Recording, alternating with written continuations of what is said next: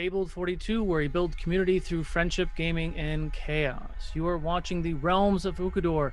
You catch us live every Wednesday here at twitch.tv/Fabled42 at 6 p.m. Pacific. But before we get into tonight's episode, we're going to dive into some announcements. First and foremost, welcome back. We had a nice little dark week, recuperated, came back, and ready to dive back into tonight's episode. Some new things, some old things. So just wanted to kind of get everyone caught up. First and foremost, we have brought back subscriber luck and inspiration. If you are a Twitch or Patreon subscriber, you can get luck or inspo that you can give to any of your players. You do have the opportunity to give those before the game starts, but by all means, please feel free to go ahead and gift those to the players as you see fit. Much like before, you just tag the player, or you just say, hey, Fable 42, this luck is for Kiwin and Carrick, and then we'll go ahead and give it to Kiwin and Carrick as quickly as we can. All that being said, I'm going to pass it over to Diane. I believe you have some things to talk about. Yeah, so as you guys know, we also have a YouTube. So if you missed today's live stream, you can catch our stream live on YouTube on Saturdays at 6 p.m. That's every Saturday following our Wednesday nights. Moving forward, you'll be able to catch a live stream that has all giveaways will be active, and then you'll be able to watch it as many times on YouTube after that.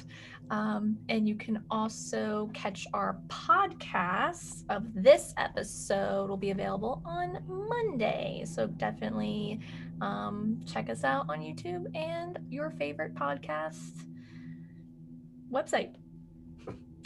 Thank you very much. And let's talk about some sponsors. Lizzie, what we got? Yeah, so very big thank you to our first sponsor, Critical Dice. Go ahead and enter !critical in the Twitch or YouTube chat to enter in the first giveaway of the night. If you're seeing this Wednesday night or Saturday night, go ahead and hit that !critical. We will call the winner after our first break, so stick around until then.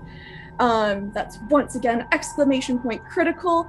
It is just for US and Canada, excluding Quebec, because laws, inconvenient laws. So, and if you don't win, check out criticaldice.com and you can still get a 20% off with using the promo code Fable42 for all non-subscription items.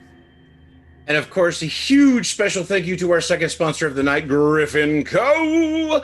Everything you see here that is 3D printed on our shows is from Griffin Co. You can use the promo code Fable42 for 22% off your purchase. And our last sponsor of the night, Tailspire. All the amazing digital maps that you see here on our encounters here in Realms were created on Tailspire. Eddie?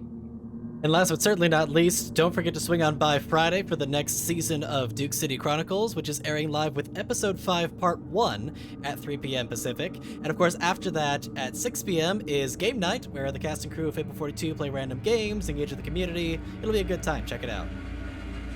Awesome. I think that's it for our announcements. I'm very excited to get into the next episode of The Realms. Ukodor.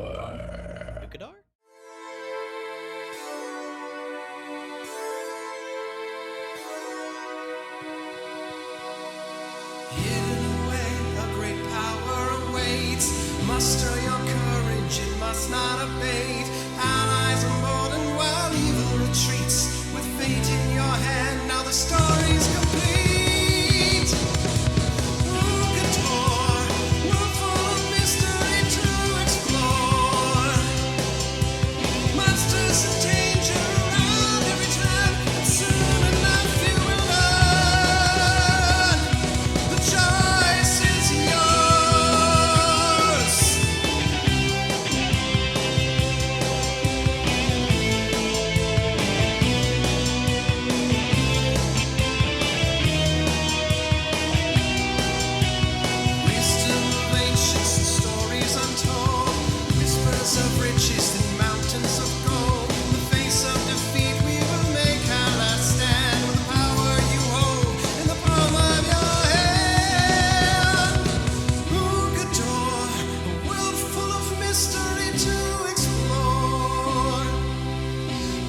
monsters and danger around every turn, and soon enough you will learn. The choice is yours. The choice is yours. Magic and wonder around every turn, and soon enough you will learn. The choice is yours.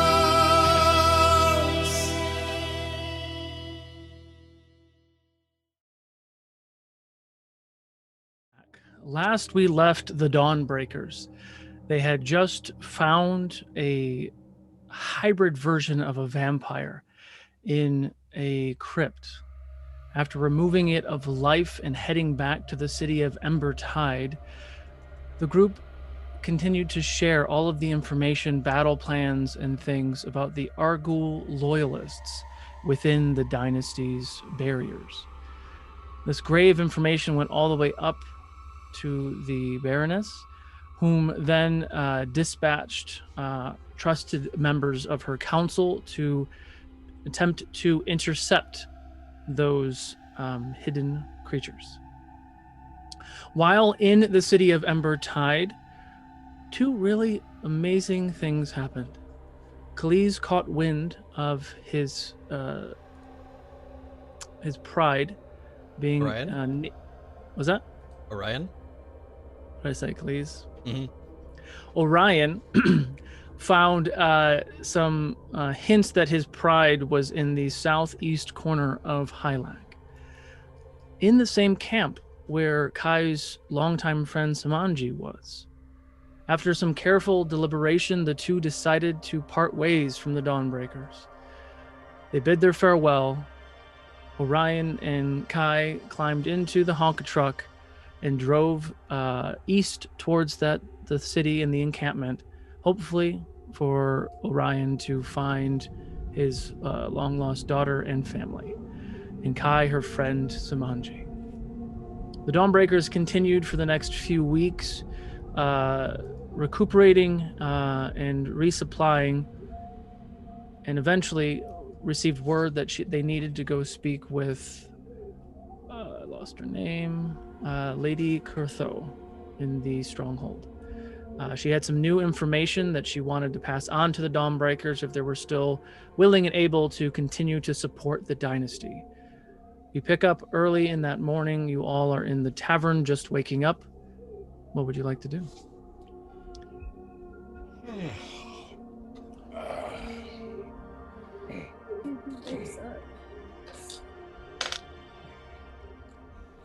What became of the news we had heard at the pass in the Goblin Peaks? Currently, as you had let Lady Kasudi Kurtho know about this ill intent towards the dynasty, hundreds of soldiers went north and south to intercept and kind of prepare checkpoints to make sure and ensure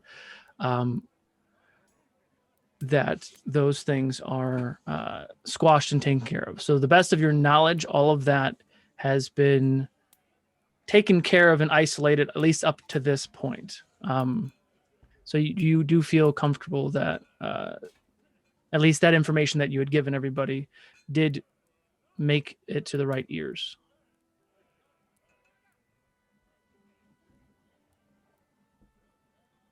Eddie, I think someone cast silence on you. I do have silence on me. Have we, for lack of a better word, bettered our relationship regarding Kiwin's use of magic within the confines of the city? Yes. After the recent eviction of those mercenaries, constructs, and the vampires that were in the crypt, you have earned kind of open license to,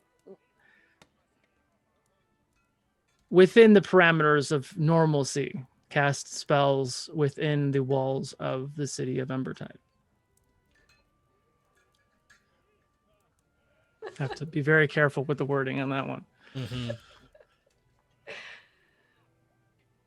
Give him a Keelan minute, will they'll go take a down mile. and get You will go down and cast all the spells. No, she's gonna go just drink some tea and wait for everyone to wake up. Down getting morning ale. Okay.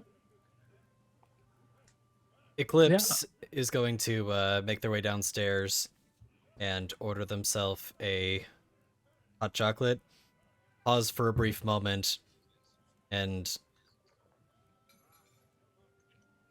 do you happen to have any peppers? Yes, I believe yes, I do have some peppers. I can get you some, sure. Somebody's missing somebody. Well, this one knew the arrangement was temporary. Just hoped that they were able to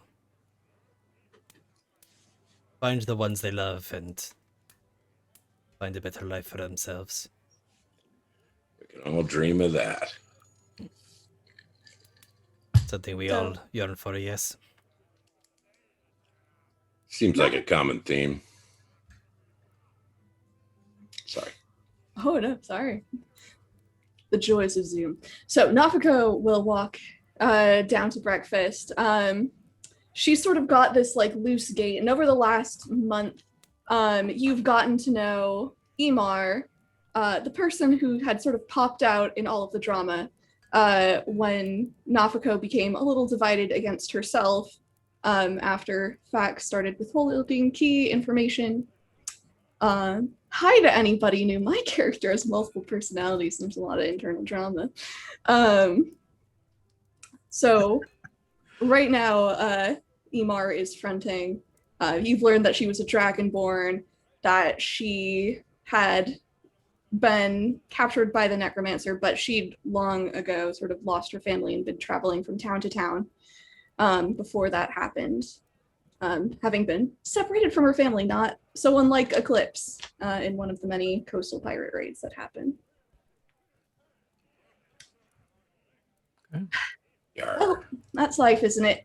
You know, one day you just have all your friends, and then some of them just, you know, pop off because something more important comes up. But you still got us, and she sort of just claps you on the shoulder. Claps Eclipse on the shoulder? Uh-huh. Eclipse shudders very uncomfortably at this and has a very mixed reaction on their face, because on the one hand, this is Naphako. On the other hand, this isn't Naphako. Well, we'll make new friends too, so I'm not too worried. Of course you will. Speaking of friends, is our other Life Forged friend here with us? Yeah, he's sitting right next to you. Okay. Slipping on his name right now for some Zayaku. reason. Zayaku. Zayaku, thank you. I have it even right here in front of me. Have we learned any new tidbits about Zayaku over the past month? No, I mean, I think everything that he disclosed before about his creation and everything else was all the details. There are, you know, others like him, but not many, because essentially once they find out that the construct is more than just a construct, they tend to, you know, decommission them or, you know, recycle them. What is today's date? I would It'll be- love to know that. Is it would be 30 days after the last date. So it is.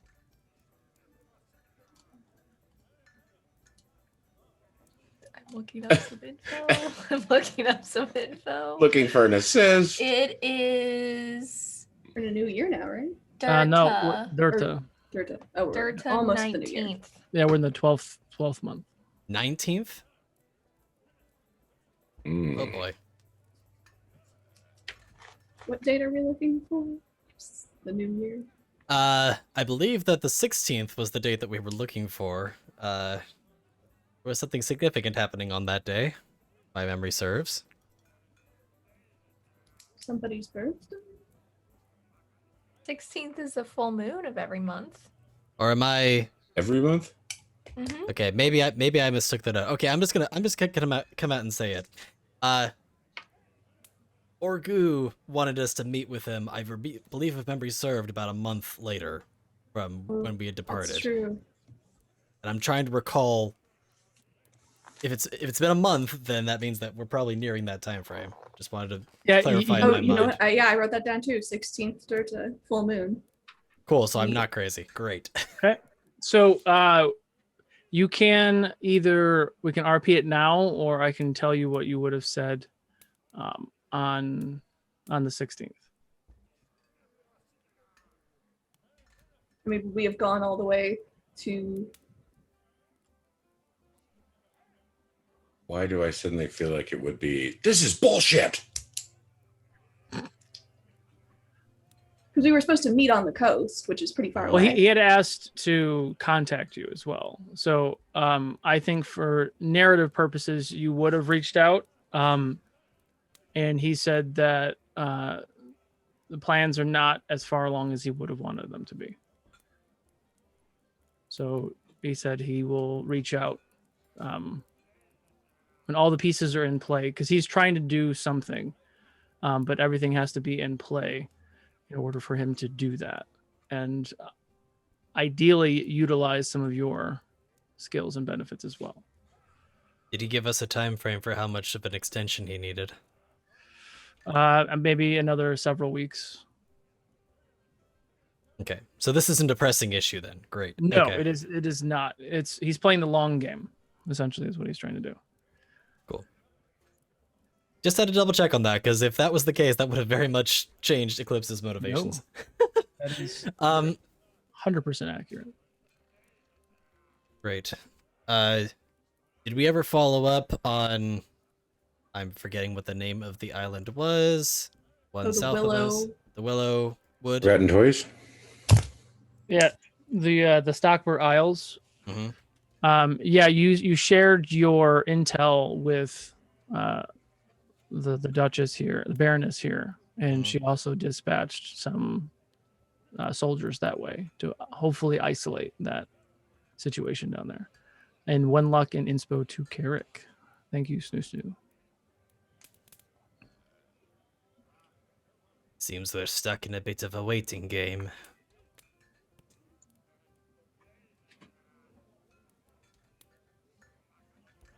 Well, I mean, we did. Maybe there's news. I thought that was why we were supposed to be summoned today, right?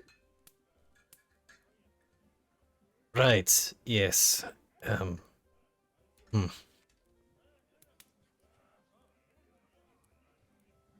Well, perhaps we finish getting ready and make our way there. Sure. You know, I can't help but notice. You seem a little sad.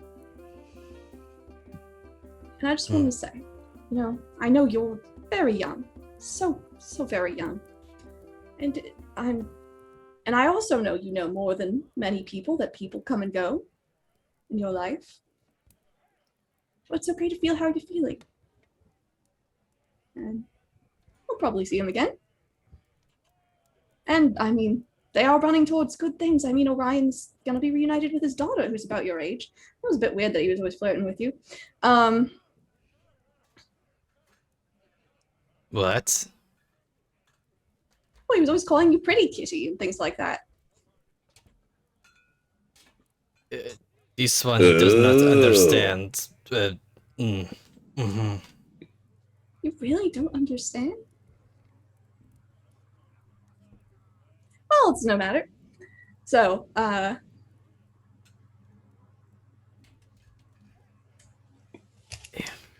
The last time this one parted with their family was not on good terms. This one just is a strange feeling to depart on a lighter note and getting to see them pursue what makes them happy.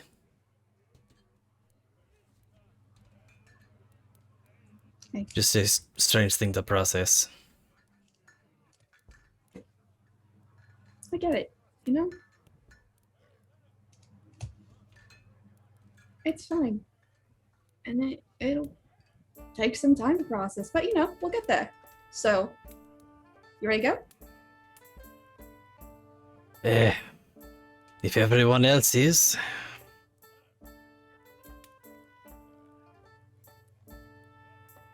Yeah, I'm ready.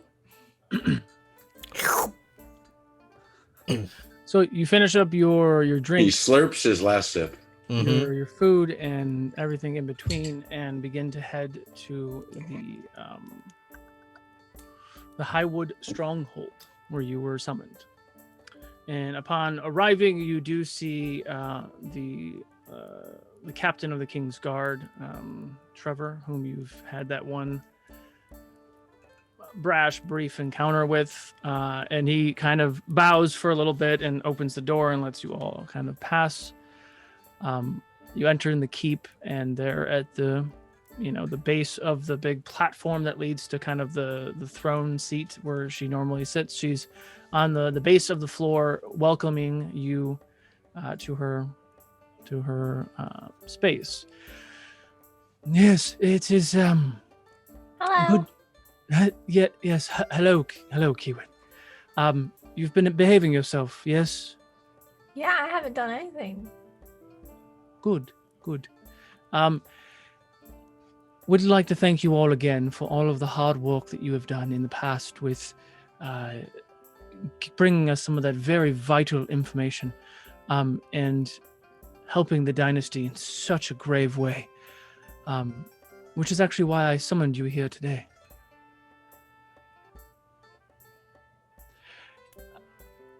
I need a favor. It's a very strong favor. All right. You've already asked us one favor. What I might don't that see be? why we can't do another one. So the air ward is currently under attack. There is a corruption that has plagued the entire landscape of Ania. The people in the city of Ania they're trapped essentially within their walls. But everything that was on the ground beneath it, the beautiful grove, all of the rosary crystals in the pool of enlightenment, all gone, dried up, all the trees dead. There's an evil there, an evil that seems to not die. And a liaison of the Sakura Enclave has been sent to the city of Ughord and will be speaking with Mistress Eltora in the days to come. And Eltora has asked me to send able bodies that are not part of the dynasty's army to go to Ughord, speak with this representative and Eltora, and then travel to the air ward to take care of this creature.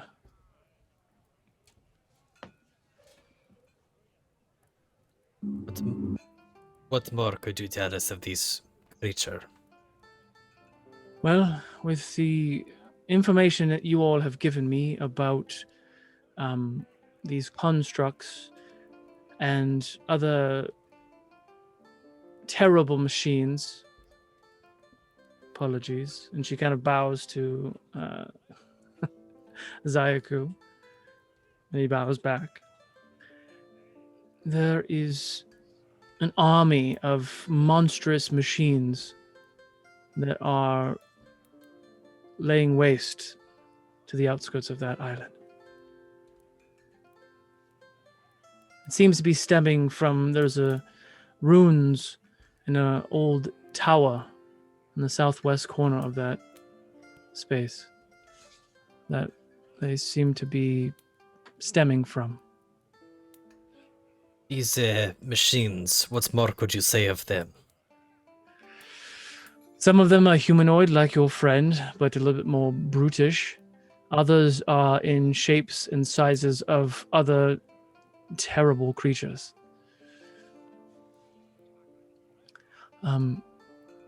Creatures like what? Four-legged monstrosities with horns, creatures flying about with wings that resemble drakes and other things. All seems to listen to one mage-like figure from the tower. And Do these... Go for it. and GMs seem to ring any bells for certain. I mean, the hair on your Or- neck might be sticking up right now, but I mean, you would definitely be feeling what you are probably feeling right now. Mhm.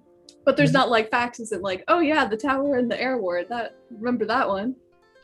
Oh, no. Okay. But the person that you speak of is very fond of towers. I mean, certainly is. Yes, I was actually just going to ask if these descriptions remind us of our experience in the rhyme. Similar, but a little bit more terrifying.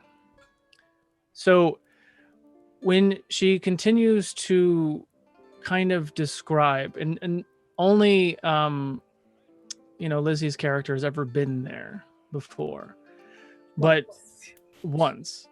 So when she describes this land, the real quick exclamation point critical to enter in the giveaway. No, you're good. You're good. Welcome. And we'll be calling that winner at the end of the break in about hour and a half. But the air ward is full of lush green trees and beautiful. There's a grove of beautiful pink and red and purple cherry blossom trees. And amidst of all those trees, there are blue and red rosari crystals scattered all throughout. And in the middle of this island is a giant pool of water. And that water is called a pool of enlightenment, And the rivers from this pool extend past the air ward, like the island of Ania, and you watch as waterfalls just trickle down to the ethers. And it's like a never-ending pool of water. And the city of Ania is a kind of fortified, almost like castle fort that sits on top of the mountainside, and a long stairwell of stairs kind of leads all the way up to the top of this monastery of just beauty. Is now just a desolate wasteland. All of the trees are gone and destroyed. All the crystals have been harvested. All the water gone. And a giant hole crater now sits in the middle between the two. And if you're wanting a picture reference, there is one in the Realms chat. So the situation is dire. We can't afford to send any of our own people, as you understand. With the threat internally, with the threat on three fronts for that matter. Vrigka, RoU, and the White Cloaks. Plus, we don't know how many RoU loyalists there are. We can't risk sending any of our own people. But you all have demonstrated time and time again that you are fully capable of fighting off this monstrosity. So we're expendable. You are available.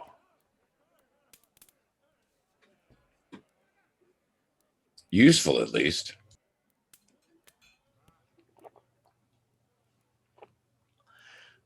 But none of Forgive me if I brain farted for a second, but did we specify the location of this tower?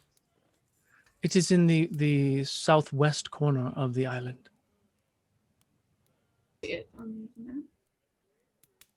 On the map, it's the bottom left corner of the map before you get to the bridge to the jungle. Got it. And for those of you who are curious, I'll actually post those same two photos in general chat, because why not? This one is curious to know more of these creatures. If people need to be helped, then I think that we don't really have a choice but to go. Naphako's eyes blink and they're red, which you know is Ray, who's the person who's been to the air ward. Is it just the central island that's affected? What about the outlying islands? The outskirts are not affected currently. The plague can't traverse the bridge to get from one place to another. And if you are not native to that land, you will not be able to fly across those spaces without falling into the abyss. So then what is our manner of transport? Well, I believe El Tora has the means to transport and teleport you to the city of Ania, where you will connect with the matron there, get any information and supplies that you can, and walk.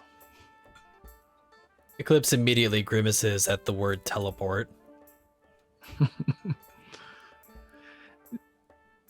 The Ahakokra there traditionally could transport you there, but with their resources being limited as well, Matara implores that whoever comes to help has to kind of slip past the armies below and find a way around to get to the tower.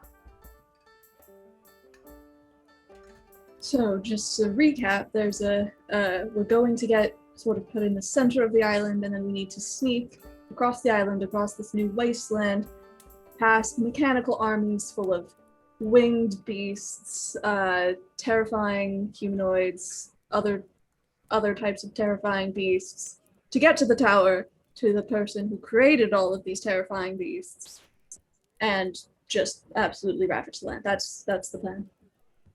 And yes, when you say it like that, that sounds lovely. Sounds like this What's is a up task with all the to... towers, though? Yeah, that one bothers me a lot too. I am unaware of what his motives are. Is. Yes, we had some scouts, a part of that Sakura enclave, did report a large male figure standing atop of this tower, wielding some sort of arcane magics. At the top of the tower was a large crystal that seemed to be creating a cloud and energy source. And they said that he shot magic out of all four of his hands.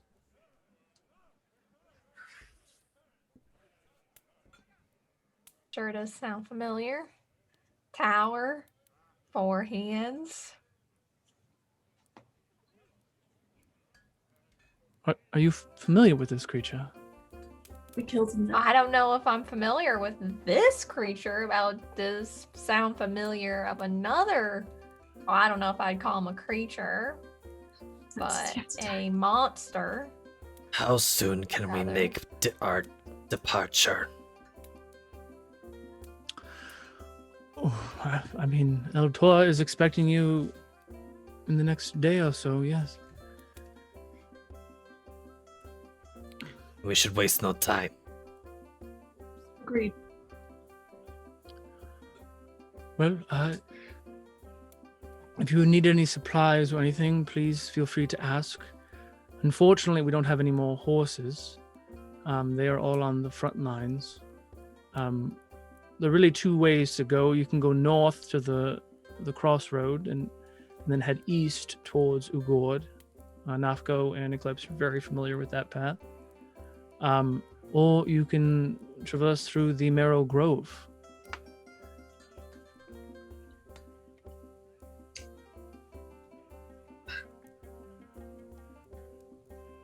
How, Go ahead.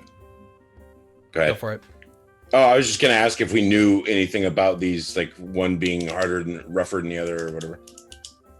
I mean, the road will take you a little longer and it'll be easier in theory, but there have been known to be bandits and things on the roads.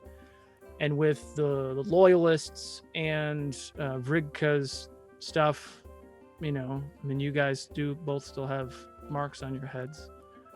So it, in theory, would be easier traveled, but potential hazards are always there. And same thing with the Marrow Grove. It'd be a shorter walk in theory, depending on how you got through that forest. Did we remember seeing any hydras when we were in Marrow Grove? No.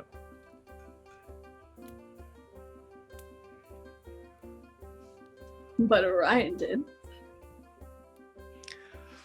He said he did. Said he killed it. Said he killed it. Path through the grove may be quicker, less likely to be detected. At least by normal people.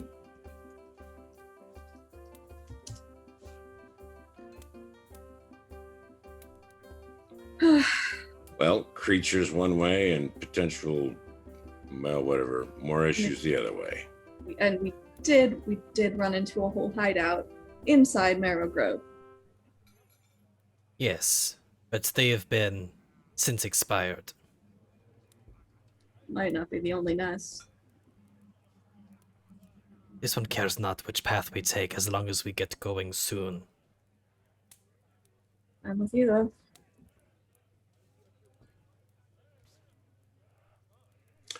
Carrick starts walking towards Grove and then looking back and seeing if anybody goes a different direction. The Dragonborners made their choice then. I don't know. We got to get moving either way. Then let's go. Okay. Will I be joining you all, or should I find some duties here to take care of? Good questions, Aiku.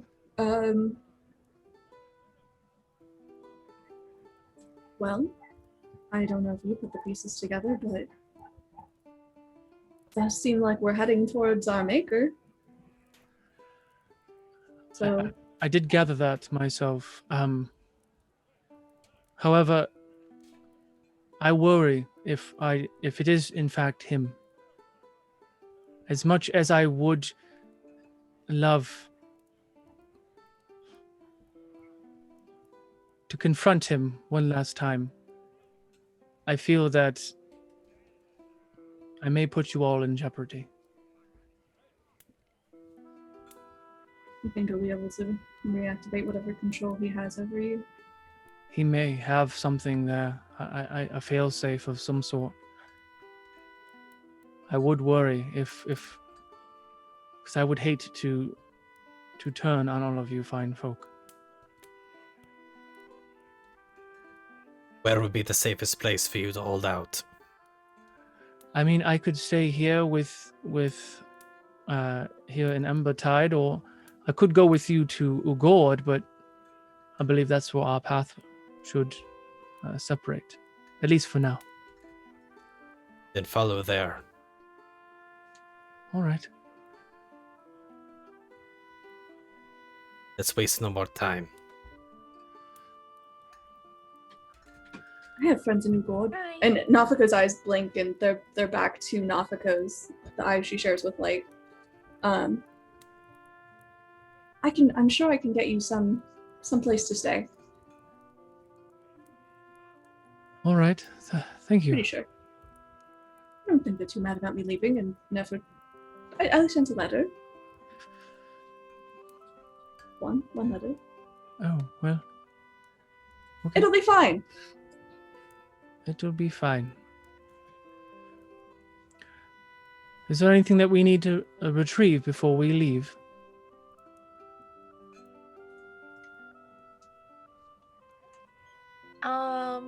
I don't know. Maybe some food? Do we have food? Double checking that right now because I think I still, I still got like. This one's got the supplies. Let's just get the move on. All right. I think my chest is full for Elscon. Yeah, don't be like me with Castilius when I'm like, yeah, let's just get enough food for a while and get 180 rations of food, and realizing it's 800 pounds of food.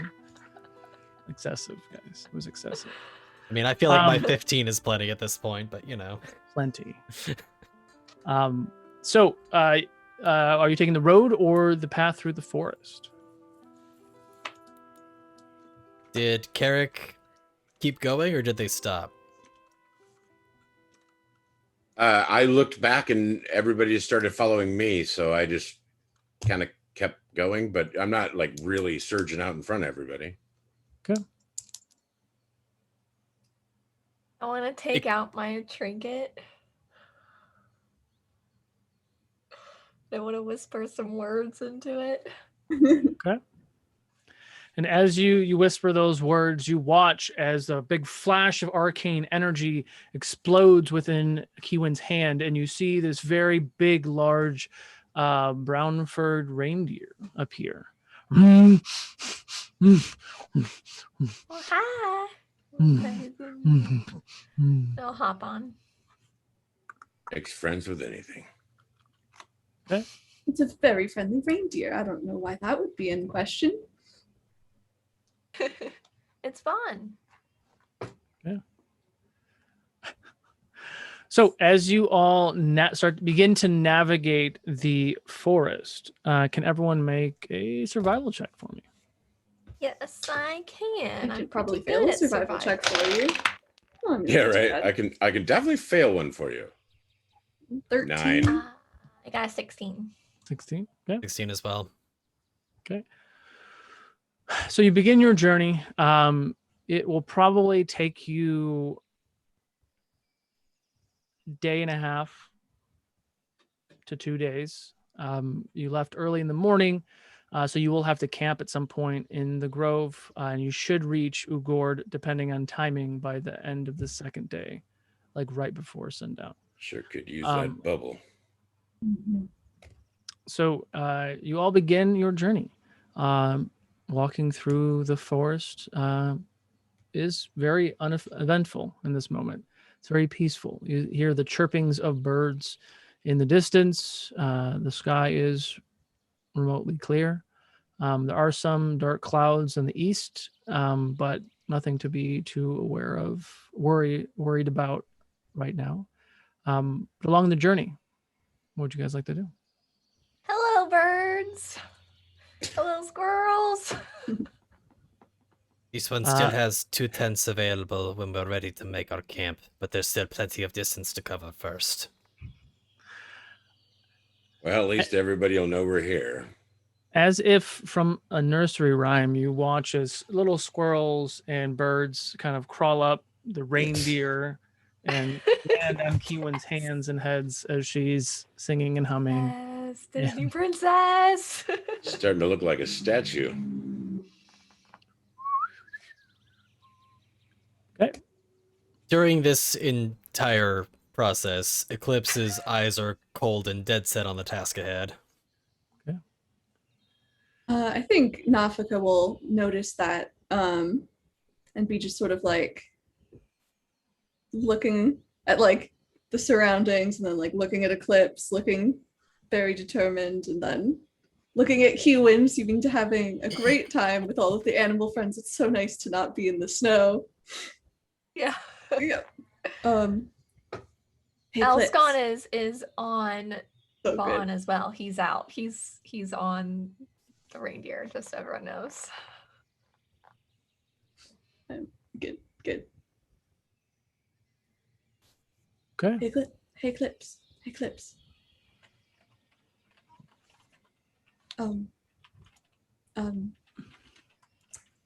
So, do you really think it's him? I mean, you did. I did see you blow him up to bits. But then I had also seen him stab himself to death before, so I guess really can't trust him to just be dead. They've done us the disservice of coming back to life once before. If there's any chance that they're still drawing breath, we can't take that chance. I mean, I agree. Definitely. Most of me. Many parts of me. you know how it is. I'm just worried, I guess. About what?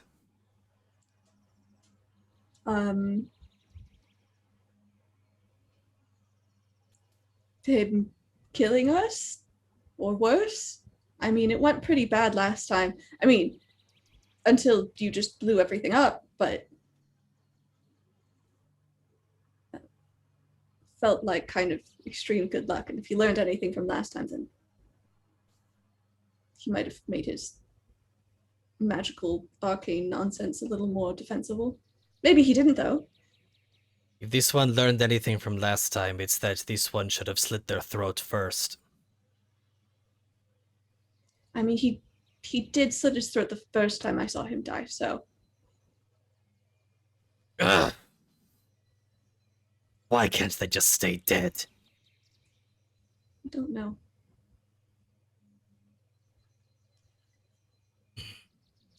Because evil never dies. Said it. That was a rhetorical question, I think, but that's very ominous, Dungeon Master. It is the name of the title of the episode today. Does not matter if this one has to slit their throat 1,000 times. This one will keep doing it until they decide to stay in the ground. Let's not even put him in the ground.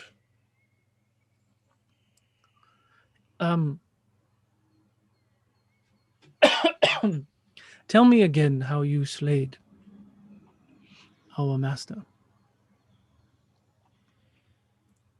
Well, I wouldn't call him my master.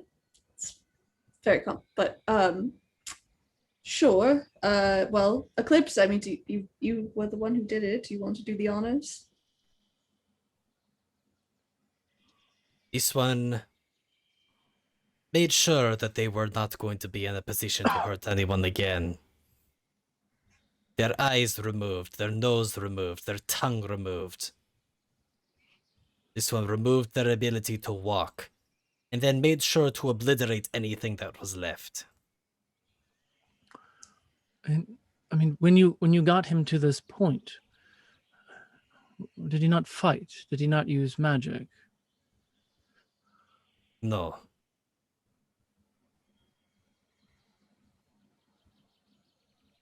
Would you tell me some other detailed information about him? Things that he did or said? It was very different than I remembered.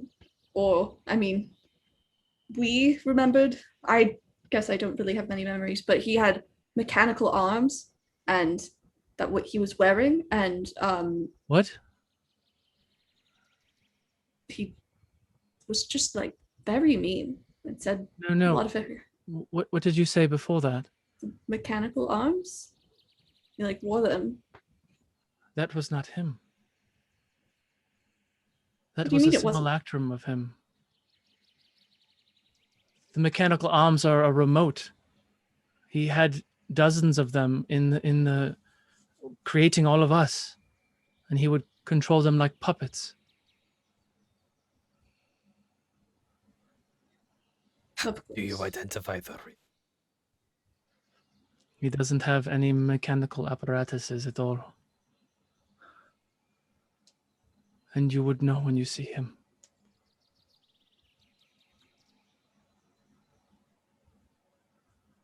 Did they describe this one, the one at this tower? Were they described as mechanical? They were not. But I suppose they did just say it was a male figure from up in a tower using all four hands to do magic. A male figure with 4 arms that controls these mechanical creatures. There's no one else that more likely fits the bill. I don't No. believe in coincidences. Right. We just don't know whether or not that's also a simulacrum. Yes, you would have to get very close to identify if it was in fact him. I have a very strong feeling that the moment that you or I, which is why I do not wish to go there, land in the same plane of existence as him, you will know if it is him or not. Do you think that's why none of his creations here could feel him because he's been in the air ward? Yes. Well, there was a remote connection with the artificer, as you have called him. But you have broken that tether. Interesting. But you said there were dozens of the simulacrums. There were, yes. What Some became time of ago. the others? I am not aware. I don't have a sense of them right now. Perhaps they are with him, perhaps they are somewhere else. But they are not on the material plane. Would Fax have any idea? Ooh. You can do a history check for me. Let's see. That's an 18 plus 0. 18. Fax would know that he doesn't, for lack of a better term, he doesn't put all his eggs in one basket. He does spread things out. And even you kind of going back into the recesses of your memory, you're like, was that really him or was that a puppet of his? Like there's, the metallic hands, if you're not looking right at them, it's hard to identify that they were metallic hands. And a lot of times he had them in his robe and just walked around with two arms that looked flesh-like. I mean, you felt it was different in this instance, but as a child, you're not sure. And like, you're starting to question your own memories of like, was that him or was that a simulacrum trying to fix her? But the details that Fax has is that he has always reached out to other things to try to do other things. So there is a good chance he could have, if he's doing something on the air ward, maybe he's doing something on other wards. There are 6 of them, so it's a 50-50 shot whether or not this is the real him or not, but you would know the second you got there. It's always smoke and mirrors. Of course. Well, none of this changes our directive. Whether it's them or one of their creations, it doesn't matter, they die.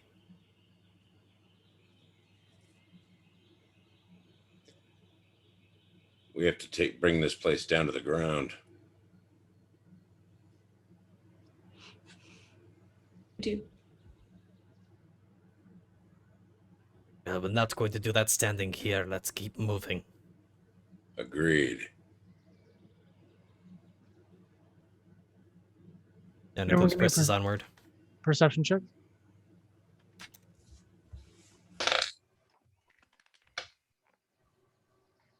That is the 6. wrong sheet. Was that for everyone? Ooh, 25. 16. I critted it. Nice. Nice. 18. 18. Math is hard. 26. 26. Okay. So you travel for quite a ways. It is probably midday now, early afternoon. Everything seems to be relatively clear. You have there are some, it's not a straight shot. There's some weaving to go, but there's a lot of flat grass and debris and such. But there's boulders and rocks and trees and such as you kind of navigate through this. And you kind of approach a small river that seems to be going from the north-ish to the southeast. From the north-ish, like straight north? Like almost straight north, but kind of northwest a little bit, and then to southeast. So the opposite of where we need to go. It's in your way. Oh, I see. Yeah. So you're perpendicular to it. How wide is it? Is it something that would be easy to trek across? About 15 feet wide. Like slow moving, fast moving? It's moving relatively quick. It's not super slow, and you do see fish every once in a while jumping out. So there are salmon in the river. How deep does it look? Take a gander, maybe 15 feet. Deep? You can kind of see the bottom.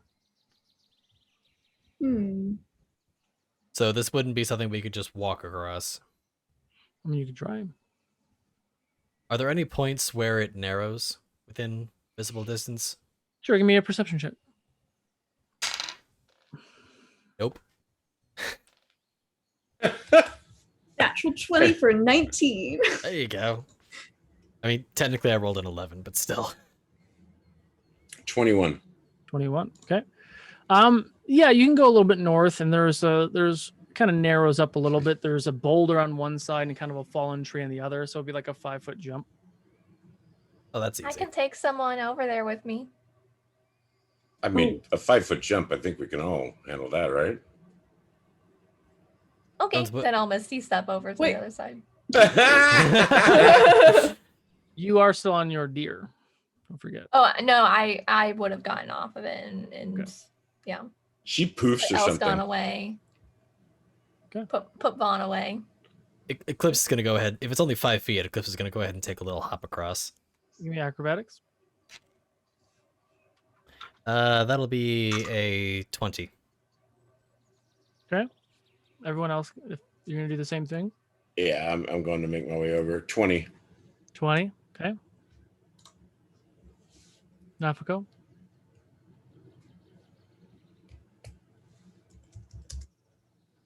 15. 15. Okay. So one by one, Kiwin, you misty step. Eclipse jumps over. Naphako follows. Carrick as well. And you watch Zayaku like, all right, do, and he goes to leap Oh, no. and just Oh, no.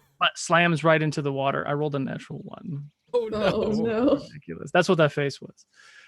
So you watch Zayaku like, oh dear, and he's just kind of spinning in the water because he probably doesn't know how to swim.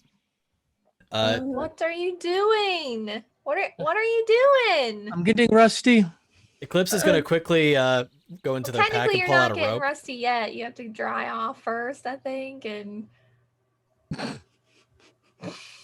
Yeah. Well, not dry off and walk around wet. We're going to quickly go into our pack, pull out a rope, and with our fast hands, tie something that is a loop that would be easy for them to hold on to and toss it to them. Okay, roll a. Give me a sleight of hand. That's Let a hand. Sure, that'll be an 18. 18. Okay, so you quickly tie the knot and you throw a rope, and Zayaku grabs it and kind of pulls you, and kind of like a just like a wet dog just flops onto the shore. Okay, but he does make it onto the shore. Great. He does make it. Okay. It's ridiculous. But apologies. Realize I don't believe I've jumped like that before. Yeah. Comes Miscalculated. naturally to some, not to others. Yes. All right. Shall we carry on then? You're Coils ready up. to go? Yes, that should be fine.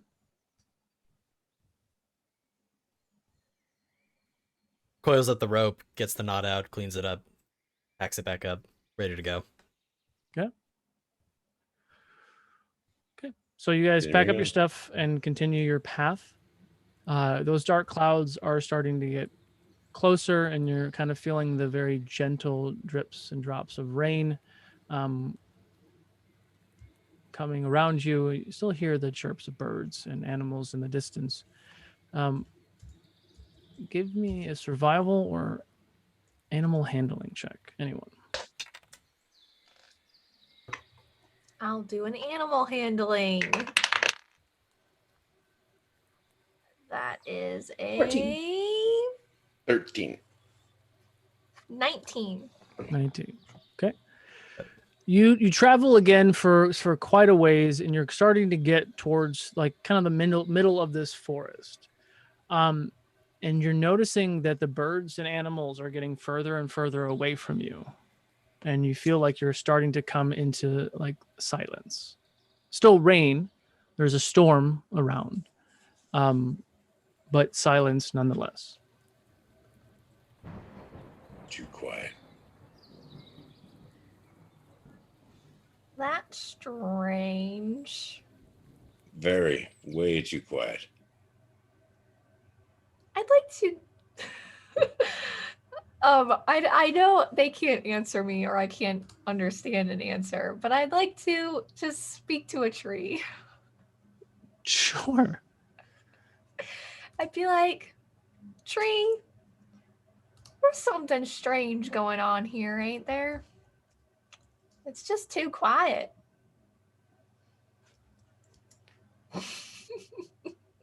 That checks. We used to talk to our trees all the time back home.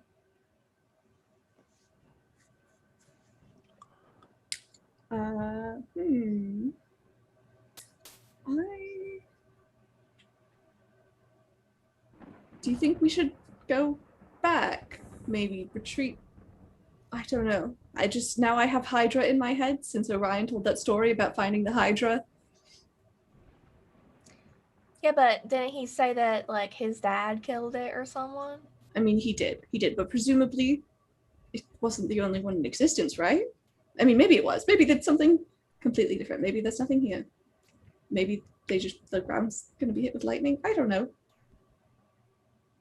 If we find a Hydra, just don't go for the head. Kill it. We get on our way.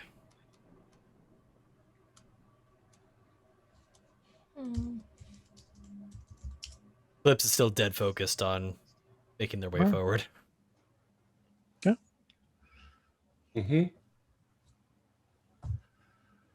Moving on. All right. You guys gonna keep going? Okay, give me a survival check. Oh. Oh, that's not good. 13. 13. Okay. 11. 11. Okay. Clips is oblivious to the world around him and is dead focused on going forward. That'll be a 2 from me, similarly. Yep. So you continue on for another couple hours. The rain does begin to pour down more. Thunder and lightning off in the distance, and you watch as the darkness of the clouds and everything really make this forest a lot more dark than it would be. It's not quite night yet, but it is definitely dark. I'm casting light on my shield. Okay. So you cast light on your shield, illuminating your shield for 30 feet, and you continue down the path. You see kind of an alcove, a very large boulder-like shape with kind of like an alcove. It looks like it has some cover from the rain, but it is getting close to nighttime. You see other trees and things, but nothing else within the vicinity of where you are now. So you could attempt to stop, or you can attempt to push on. What would you like to do? Should we be making camp? Probably. I mean, I don't really want to walk further in this rain. How much further do we think it is from here to our destination? It will take you at least a day to get there. Another day? Okay. Yeah, you'll get there if you don't run into anything that would slow your travel down. Obviously, encounters are just like seconds, but like anything that actually deters you from your beeline, you'll get there by late afternoon, early evening on the second day. Is there any sort of indication as to what time of day it is? It's probably 4 or 5 p.m. So it's not quite sundown yet. But you said we're like moving into the storm. The storm is all around you now. The storm was coming from the east and slowly moving west. My boots are getting wet, and my mama said never to travel with wet socks, so I think we should probably stop. Yes, we'll have to make a dry camp. Fine. And I guess since we're this deep, we need to sit watch.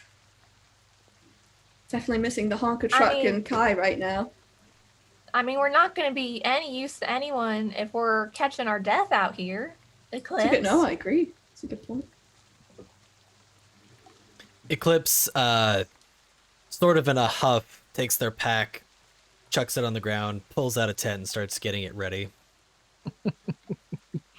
Okay. It's not upset at all. Um. So, To be young and angry. be young and angry. Okay, so you're deciding to set up camp. Yes. Okay. So you take 30 minutes or so to kind of dry off, light a fire, and begin to set up camp. Under this nice alcove, it's protecting you from the rain. There's not a lot of wetness coming in, so you find a nice little dry spot to set up your tents and your sleeping bags and all that. And- You still have an hour or so before you can call it for the night. So if there's anything you want to do before that. I'd like to scry on my brother. Sure. Eclipse, what were you going to say real quick? I was just gonna say, Eclipse is just out of a whim of curiosity going to pull a familiar little black cube out of their pack to see if it makes a difference on trying to dry off. I mean, you feel a little bit more warm. I mean, it's not warm outside. It's like, 40s, 50s. So it is chilly that night with the rain and everything, but it's definitely not frigid. But so yeah, your black thermal cube definitely helps. Pulls that out, sets that to the side, then just sits and just sort of stares into the fire. Sure. And you're gonna scry your brother? Yes. Okay, go for it. So I'm scry. I've never done scry before, honestly.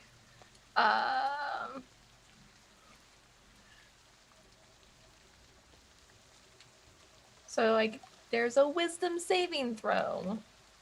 For him? But he gets a -5 on that because I know him very well. Do you though? Do you Oh. know him very well? Well, I rolled a 3, so I think I have like a -1 on the save. So go ahead and scry. So you scry on your brother, and you realize the reason why he failed that save is because he is in the heat of battle.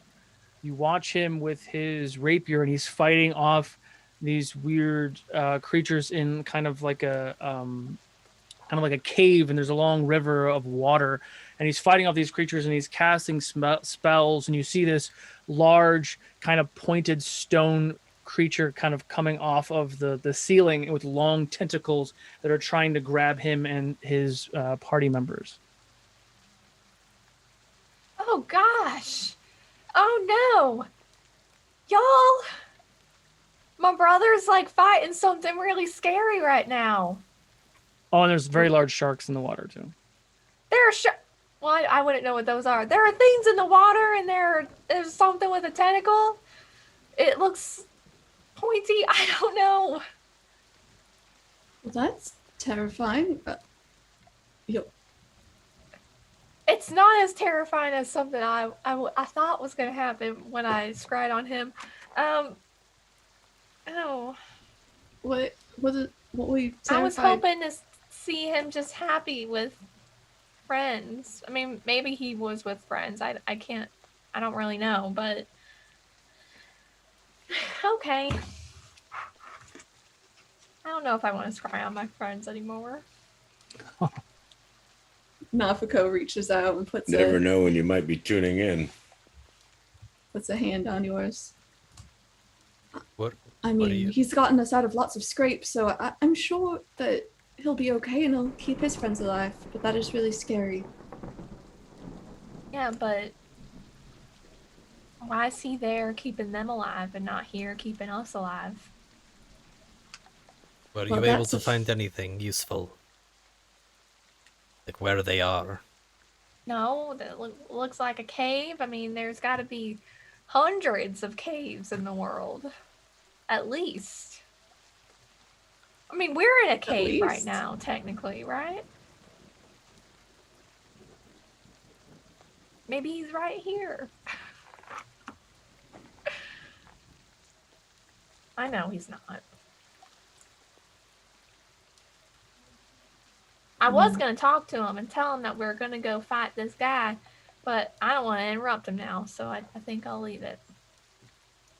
Okay. That was probably for the best.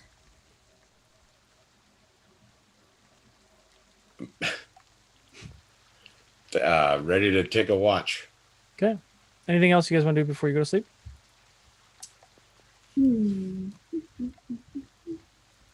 No, just bringing Alscon out and hanging out with him. Okay. Just continuing to stare into the fire. Okay. So you all kind of hang out for just a little bit and just kind of decompress for a little while. Eventually finding sleep. Who would like to take the first watch? I will. Perception check, please. 25. Okay. Yeah, so your watch goes with no issue. The night is relatively quiet, but you don't hear any sounds at all. No wolves, no animals or anything in your vicinity. All you hear is the sound of the rain hitting the stone above you, kind of trickling and dripping on the grass around you. But your watch goes unscathed. Who would like to take the second watch? Eclipse. Perception, right? Yes. Oh, good. That's a high modifier. 13? 13. Your Wait a watch minute. Let's just for giggles. Oh, make that a 19. 19. Much better. Which, thank you so much for that inspiration, by the way. So your watch does go, you hear kind of the sounds of almost like moaning or like kind of like that off in the distance, but the rain is so loud. It doesn't seem like it's alarming. It feels like it's coming from far away, but you're not sure. But Does it seem like it's heading towards us? no, it seems locationless. So it seems like it might be further enough away where it's not disturbing. Doesn't know where you guys are or anything, and it seems to just be that one moment, and then that's it. And then who would like to take the last watch? I can. Keelan will wake up early. Okay. Be especially wary. This one heard something. Not sure if it's nothing or something. Well, I've got light cast on my shield. Okay. Perception check. This is so scary. That's what she's saying to herself. Perception. I have advantage.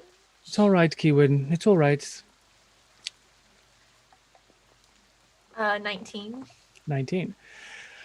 Your watch seems to go with no issue. But right before the end of your watch, you hear something. You hear the sound of like stone rubbing on stone. You kind of look around and it's not a cave, it's just like a little alcove, right? A little cutout of this thing. And you look around and you thought that the way that this alcove was, that there was a large boulder on the outside that kind of made it a little bit more protected from the rest. But as you look, that boulder isn't there anymore. You kind of rub your eyes and you're like, maybe it's the light of your shield, and you kind of put it out there and it's missing. You're like, that's weird. And then you hear more like stone moving as well, and you look to your left, and an almost identical thing, because this alcove was kind of like this shape, right, with a small opening but then a big opening on the inside. And now it's like this, and the other side is the same. Now there was a large boulder there that is no longer there. And you kind of look around and you kind of go close. You do anything else? I want to look and see if there's any like scrapes in the mud or Staying within the cover of the rain, or are you going outside of the rain? Alscon, come with me. What now? You're gonna come with me. All right. Just stepping outside into the rain. Give me a perception check again.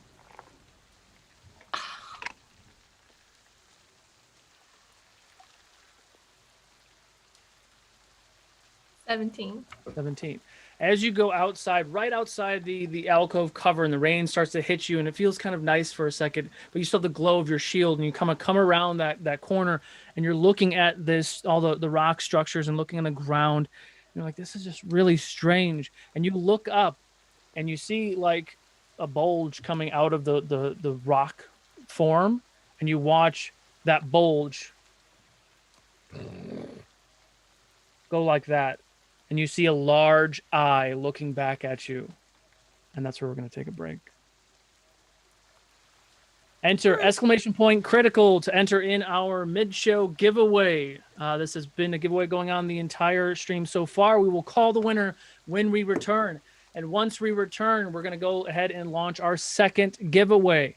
So exclamation point critical to enter in that giveaway. And we'll be back in 10 minutes to see what happens next.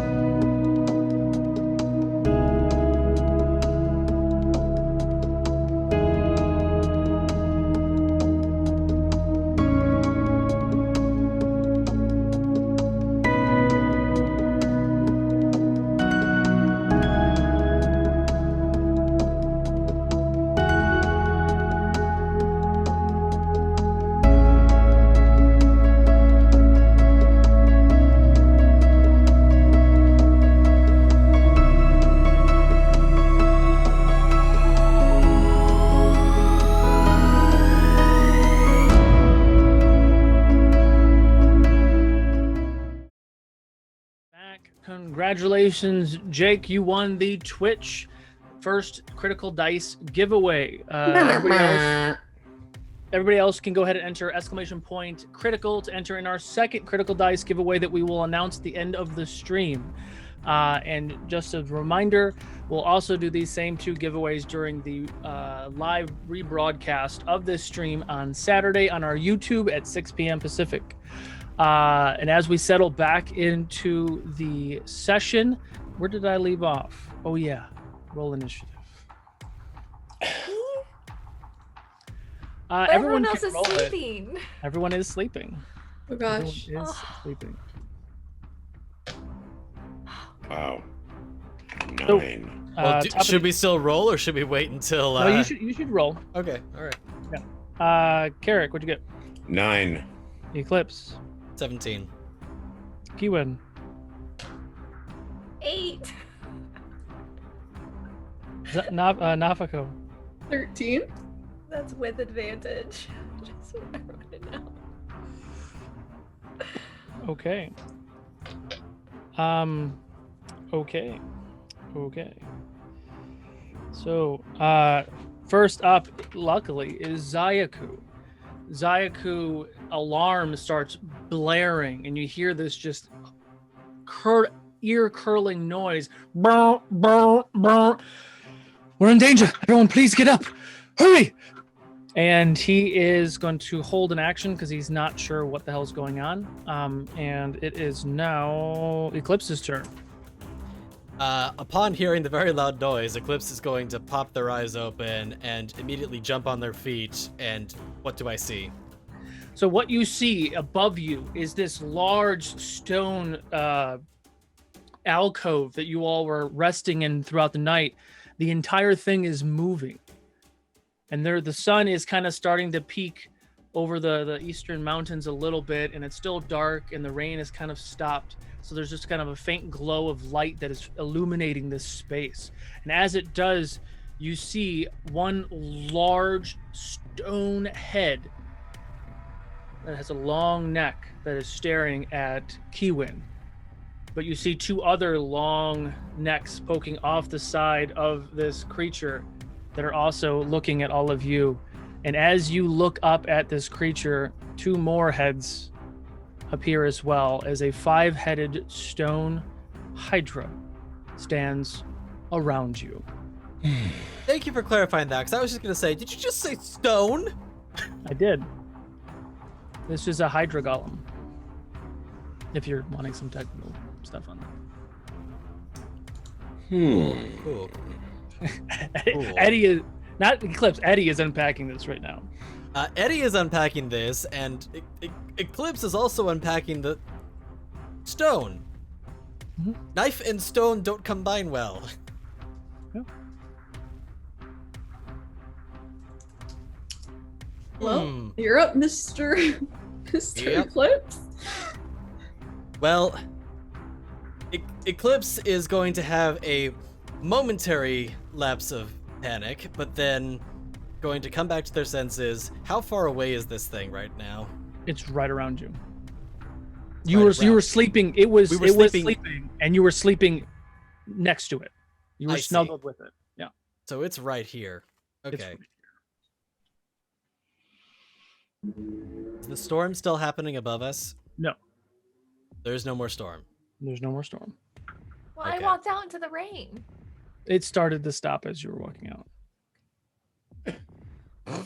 Well, okay. Shucks. Well, I mean, it could still be raining since that was a thing. It is still drizzling. If you need that for a reason. I mean, I don't necessarily need it, but it would certainly be helpful. But we're gonna, in either case, because it was still raining, it is still raining in this moment. For this round, we'll call. Fair. Well, in either case, Eclipse is going to draw out their sword. Okay. And as they do so, is going to stare down this creature. You're in the way. And their eyes are going to start to glow white, and their fur is going to start to stand on end. and whatever remains of the clouds are going to start circling in the sky above them and start concentrating around where this creature is. How far away is Kiwin from this creature right now? So there's a big body mass, and then there are all the long heads coming off of it. So she's by one of the heads. Okay. But in theory, she's 30, 40 feet away from where you are by the body. I'm not concerned where I'm at. I'm concerned how close she is to the creature. I would say she was about 5 feet. She's probably 10 or 15 feet away from the creature. Okay. Because as it opened its eye, it kind of stood up, and she's still standing on the ground. Well, in either case, as the clouds start forming in the sky, they start crackling and thundering, and from the air, striking towards this creature is going to be a bolt of lightning. Oh. Can they please make a dex save? Sure. You can certainly try. Nope. I got a 10. That will fail. So, would you say that I just created a storm, or was the storm still there? The storm was still there. Okay, because mechanics purposes, that determines whether or not I get an extra die. You get the extra die because it's there, correct? Yes. So because of what I said in the beginning, the storm is still here. It just started to stop raining. So Cool. it's still technically here. So it is going to get struck for 9, 15, 20 lightning damage Nice. as Eclipse calls lightning down on it. Oops. Okay. And bonus action. What are my bonus actions? It has been so long since I have looked at this character sheet. There's a new trick up the kitty's sleeve. We're going to go ahead and get ourselves... Is there anything that we can use as any sort of cover from this creature? Currently, no. All right. There were trees kind of in the distance, but you'd have to really get out of its range to get over there. Well, we're going to go ahead and disengage ourselves far enough away that we would be hopefully out of range of this creature. At least as far as I can get. I don't know how far I can get. Okay. Because I know I use part of my movement standing up. Okay. So I guess that'd be 20 feet since I use half my movement Yeah, to so stand you can up. get about 20 feet away. Great. I do that, and that's my turn. Okay. Naphako. Okay. Naphako startles awake. I guess Mithril might be comfortable enough that we could argue she slept in it. And pops up, grabs her mace, like tries to comprehend this giant creature that they've apparently been sleeping under the shelter of its heads. And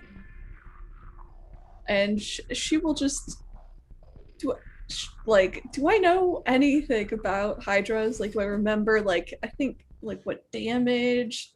You could do history checks if you want. Ryan said. I'll just No. get in on that. That's a minus. That's a 3. That's a 3. Oh, 19. Carrick, you would know that traditional hydras that are found in swamps or more aquatic locations are fire definitely hurts them. This does not feel like one of those creatures. Wait. Normally fire hurts them, but this is not one of those creatures. This does not seem to be the same thing because the creatures that you're familiar with are all flesh. They are not made of stone or Stone, yes. This Yes. is definitely This is different. Right? Like a cousin of the one that you're aware of. Okay. I guess she'll just like look around and just try and smack it. Get away! Go! Shoot! Sure, roll for attack. Oh well, first one whiffs. It's a 3 on the die. Second one is a 16 on the die plus 9. Okay. So 25 to hit. 25 hits. Great. Just to show it I mean business, I will smite it. Get out of here. Get out of here. Get out here. And that will be, and this is not a construct, right? No, it is not a construct. Okay.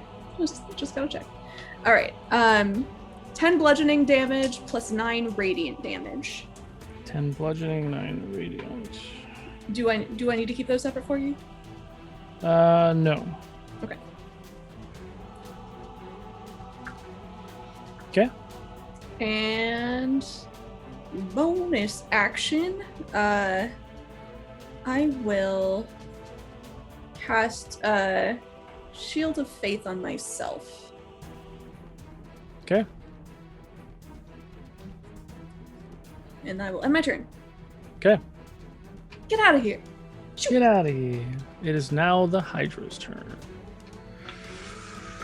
Let's see.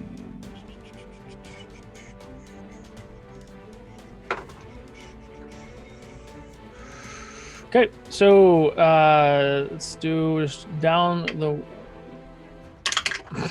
Someone said, Astral said, did you tickle it underneath its chin? Carrick, does a 16 and a 17 hit? Yep. Okay, you're gonna take 21 points of piercing damage as 2 of the heads snap down hard on you. One attack on Eclipse for a 19 to hit. That'll hit. Ah, shit, I'm still in range.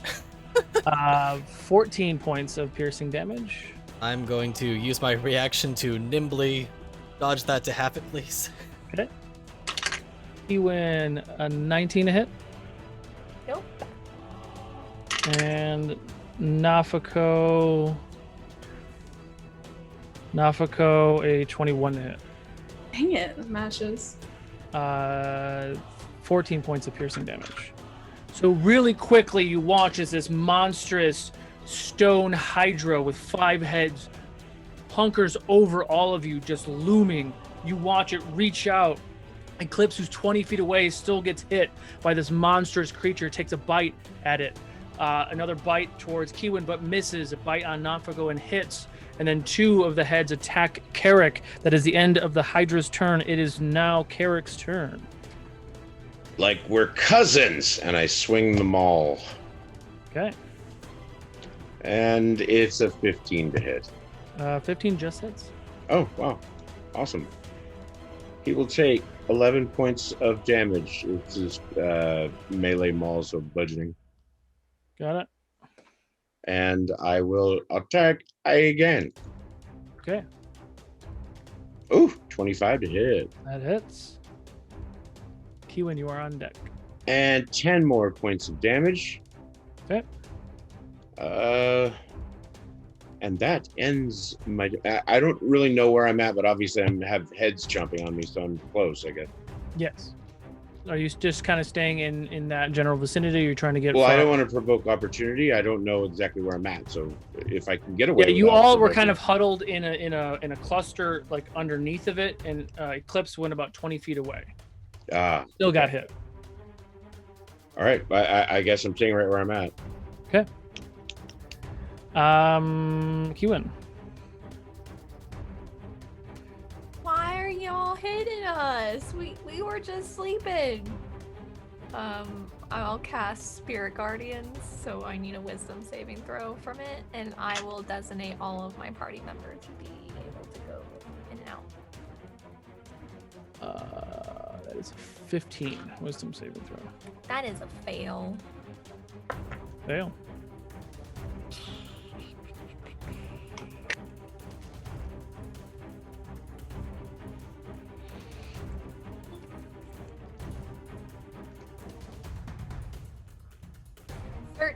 Radiant damage.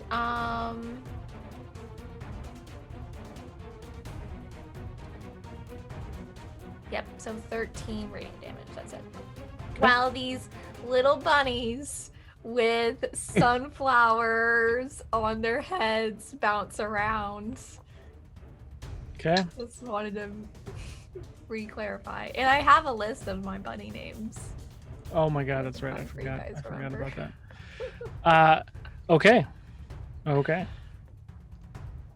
And your turn is top That's of the order with Zayaku, who is freaking out. Someone got hurt, right? I I got mean- hit. Yeah. Yeah, a couple of us got hit.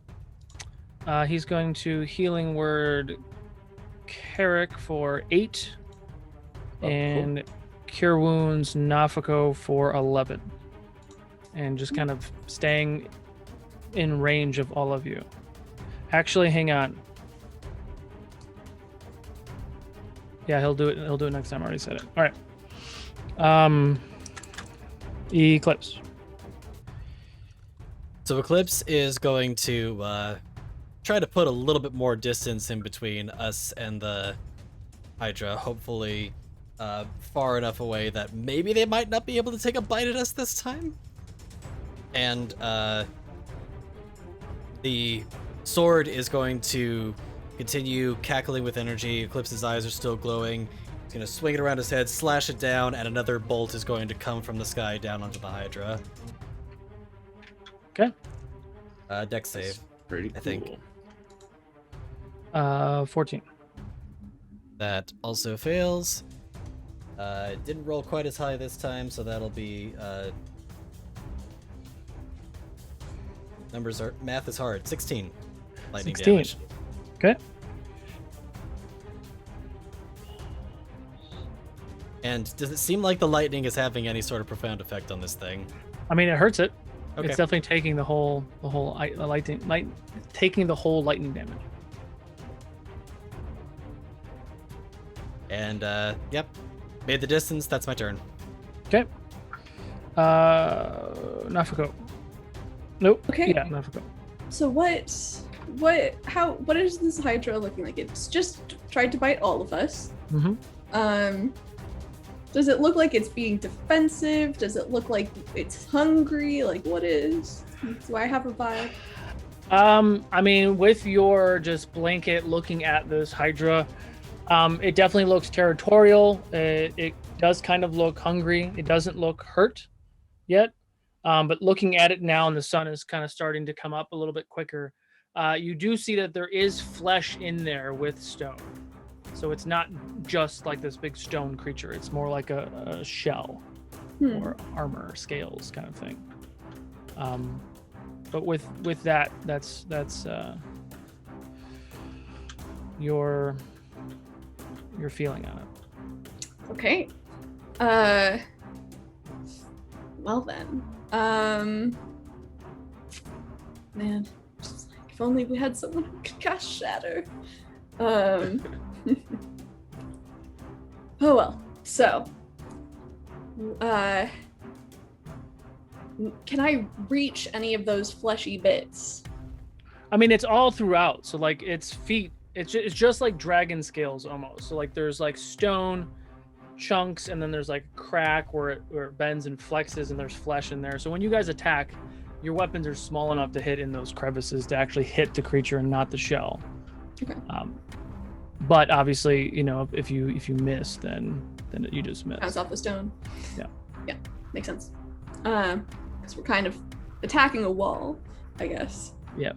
Yeah. Okay. Well, with that in mind, Naphako will she will just attack again. I don't know if we can outrun this thing, but I don't know if it wants to eat us or hurt us, but maybe. Can we? Let's see. 13 does not hit. No, does not hit. Okay. 19 will hit though. Yep. Great. So that'll be another attack with a smite.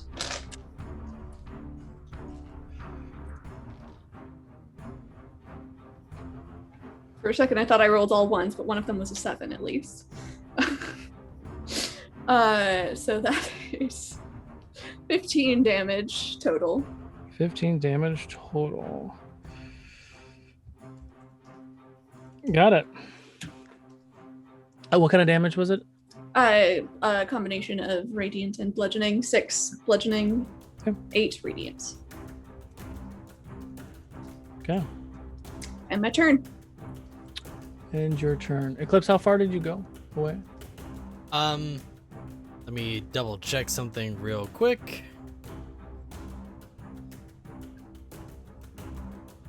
Doesn't say how far I have to be from it to keep that going, so I would have gone the full 40. Okay.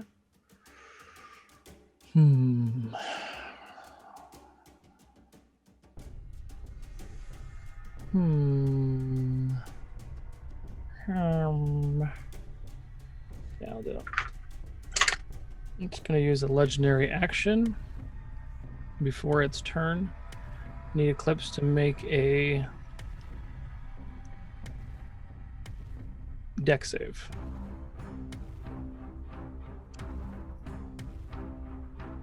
We're gonna take some of that handy dandy inspiration and add to that, which thank you so much, Kalaf, for that.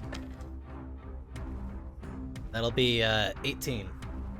18 succeeds. So then I don't even need to roll the damage because you have rogue things. Okay, so now it is its turn. It is going to move in your direction about 20 feet so it can reach you. Okay.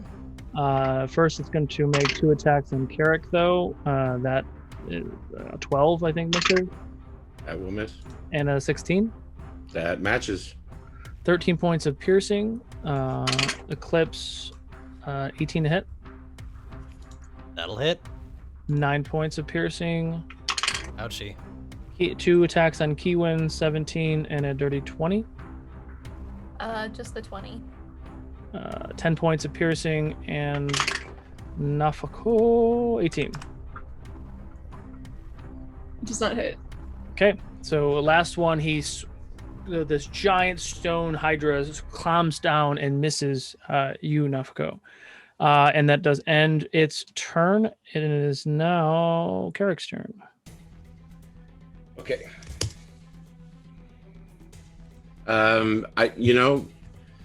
Carrick's irritated and back off and just starts swinging. Okay. Roll for attack. It is a 18 to hit. 18 hits. And it is 14 points of damage. 14 points of damage. Oh, and the second one misses. With the first attack, you do see that one of the heads crumbles and kind of into dust and just lands on the ground and just kind of disintegrates, and you see the neck kind of flailing around. Great. Is this a 2 more rise up kind of thing? And that's my turn. We're about to find out. Okay. End of your turn. It is Keywin's turn. Is it still within my Yes, Spirit I would. Guardians? It would still be there. Is it on its turn or is it on my turn that it takes damage? Can't remember. I thought it was on its turn, but I Reading. don't remember. When a creature enters the area for the first time on a turn or starts its turn. Yeah, Okay, so it's yeah. its turn. So what is it, a save? Yeah, wisdom save. So you can roll the damage.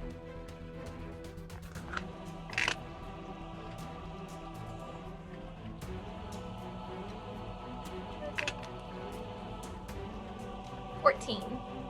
14 points of damage. All right. And I would like to cast Burning Hands on it. Okay. So I need another dex saving throw. 15. That's a fail. That's a fail. That's a fail. Exclamation point critical in the Twitch or YouTube chat to enter in our second half of our Critical Dice giveaway. So as I shoot out flames in front of me, it will take 13 fire damage. 13 fire damage. Got it. Anything else on your turn? That is it. Okay, top of the order is Zayaku. Zayaku is going to do what he should have done last time, but he fails as a cleric because I'm not paying attention. He casts Beacon of Hope as his action, and then bonus action, he's going to Healing Word. Who's got it the worst right now? Eclipse didn't get healed last time. Okay, No, so but I think Carrick's been taking the most damage so far, but I mean, either way. So second level Healing Word, which is 8 plus 9 is 17 points of healing to Eclipse. And Eclipse is feeling great as they're back to full health. Awesome. So just please help me remind me, because I'm playing an NPC in this, the Beacon of Hope is active. So it's all max healing for all things. Ends his turn. It is now Eclipse's turn. Sword's gonna take another whirl around Eclipse's head in the air. He's gonna slash down, and another bolt is gonna come out of the sky and just keep on relenting on this thing. Right. That will be 26 lightning damage. How is this thing looking? He's looking okay right now. Does not Good seem... night. Okay. I can't imagine we've done too much damage. I can't imagine either. I just was testing the waters to see if it looks like it's hurt, because if it looks like it's hurt, I might do something else. But otherwise, that's my turn. No, it's definitely not looking hurt. Great. Anything else on your turn? This thing keeps on trying to close the gap, and we're not liking that. So we're gonna take another turn and back on away further from this thing again. Okay. Okay, ends your turn, and it's Naphako. Okay. So we've been sort of staying with it, and like Eclipse has been moving, but it's been like half chasing. So Eclipse. yeah, now at this moment, it's kind of split the difference. So you guys are still within range, and he was still within range, but now he is not in range. Okay. So about that neck that's sort of flapping, headless. What's that look like? It looks just like that. You see flesh, and you see like kind of blood spearing out, and there's stone around it. You can see that it looks like it's a regular creature that just has this outer stone shell. Okay. Okay. Let's try something. I am gonna try. Actually, no. I'll save that one for a little later. I'm just gonna try and smite that specific thing to see if I can just like with radiant damage. Try and I don't know what I expect will happen, but I'm gonna try and hit it. Sure. All right. First attack is that's a natural 20. Nice. Okay. Well, let's do a big smite on that then.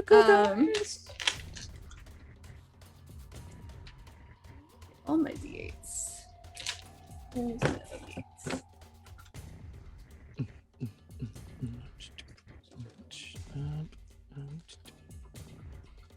Okay. So, all right. That is 8, 16, 21 radiant plus max of that. 8 times 4 is 32. So that's, I just said 22. So 54 Wow. radiant damage plus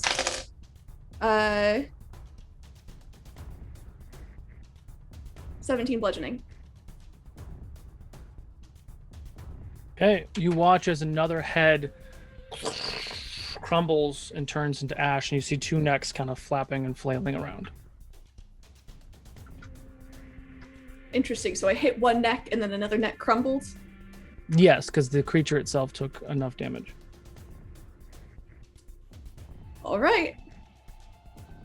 I end my turn. End your turn. It is now the creature's turn. With 3 heads left, is going to attack you. We just did that big hit. Yes. It is very much not happy with you.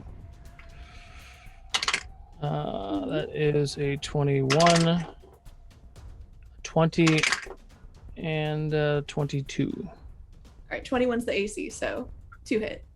Okay. I need you to do something, but I'm looking it up real quick. Ominous.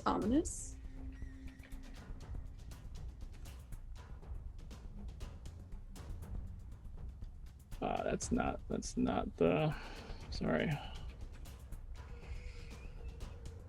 Because I have these things in my brain and I just haven't put them on paper yet, so I'm just trying to find the thing. I need you to make a dex save. 2 of them, actually.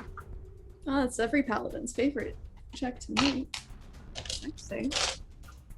Okay, that's a 4. But I'll use my luck to re-roll for 3.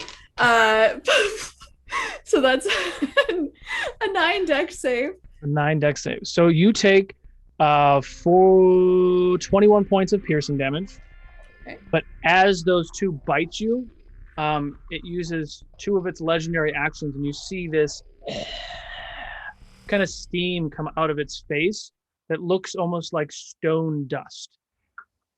And you are now petrified. You watch as your legs and arms and body just starts to turn into stone, and you are in a stone statue. And on the end of your next turn, you're going to make another one, or be permanently petrified. So I made a dex save to not be petrified? Correct. Okay. Naphako, no!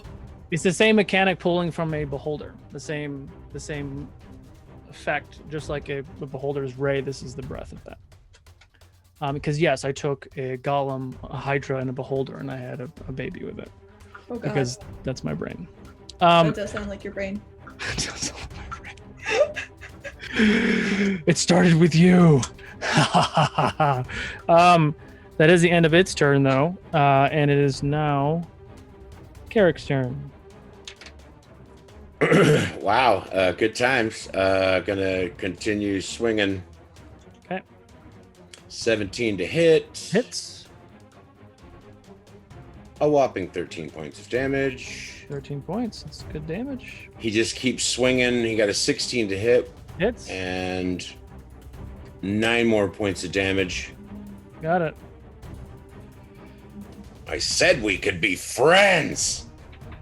And that's my turn. You didn't give me a bracelet. Kiwi. It's my turn. I love that Naphako is just. Yes. It's your turn. Did it have its turn? Yeah, it did, right? Because it did its breath thing. It just all attacked me because I did a big. Well, it needed to do a save. I apologize. I didn't. Go ahead and do the damage. Okay.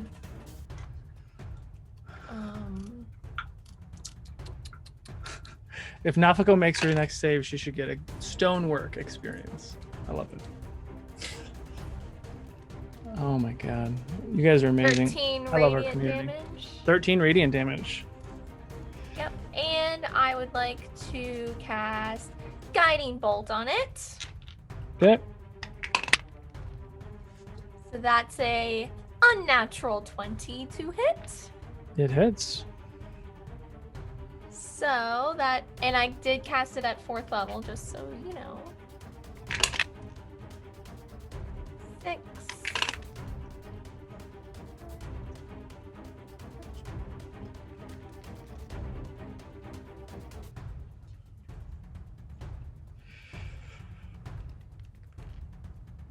$26 radiant damage.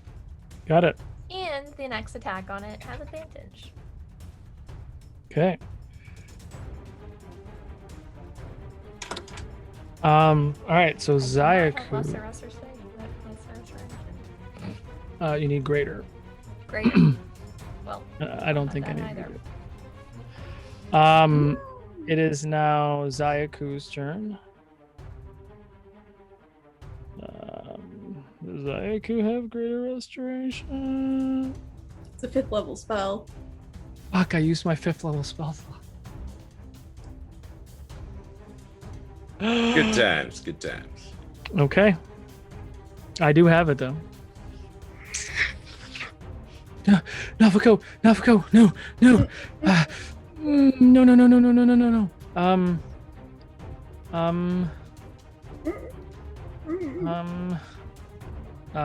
He's gonna do Cure Wounds on Carrick for what's 8 times 4?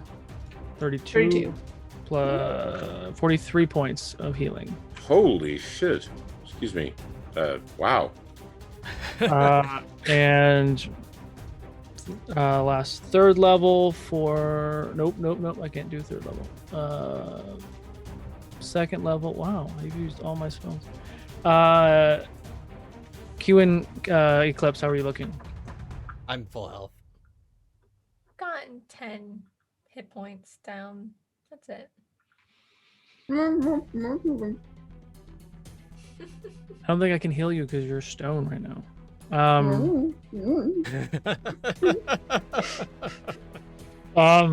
Actually, no, I can't do that because that's.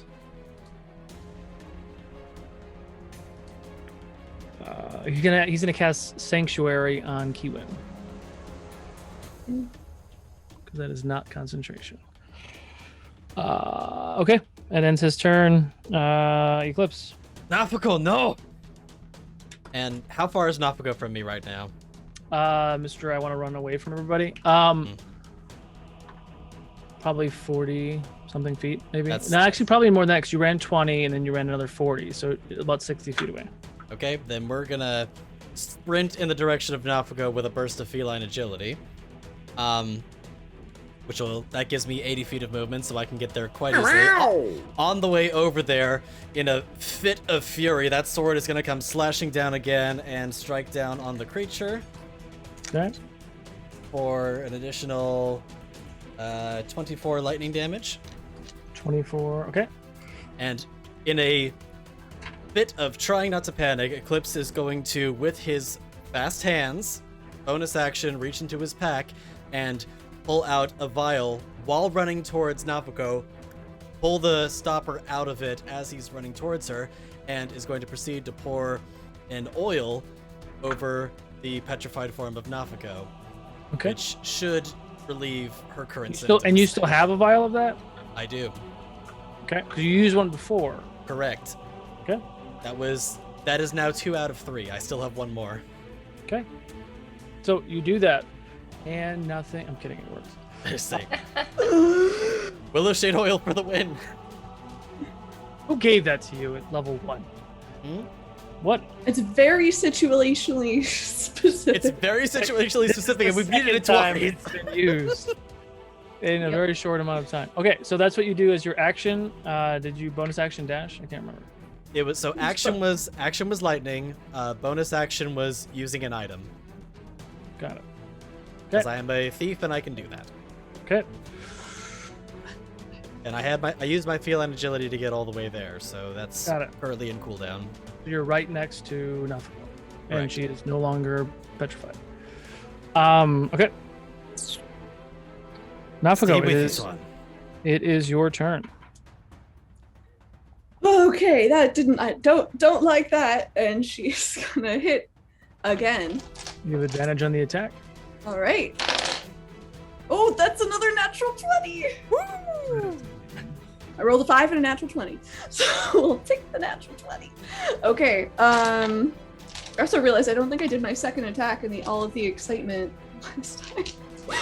That's fine. I think I did no damage. Okay. Third level? No, I'll do this at second level. Okay, so that's 8 plus 24. I guess for Eclipse's sake, it's meow, meow, meow, meow. 32 radiant damage plus what's max? 17 bludgeoning. Okay. Another head drops. Okay, and for my second attack,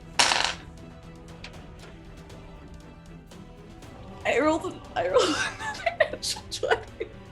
Oh my. Yeah.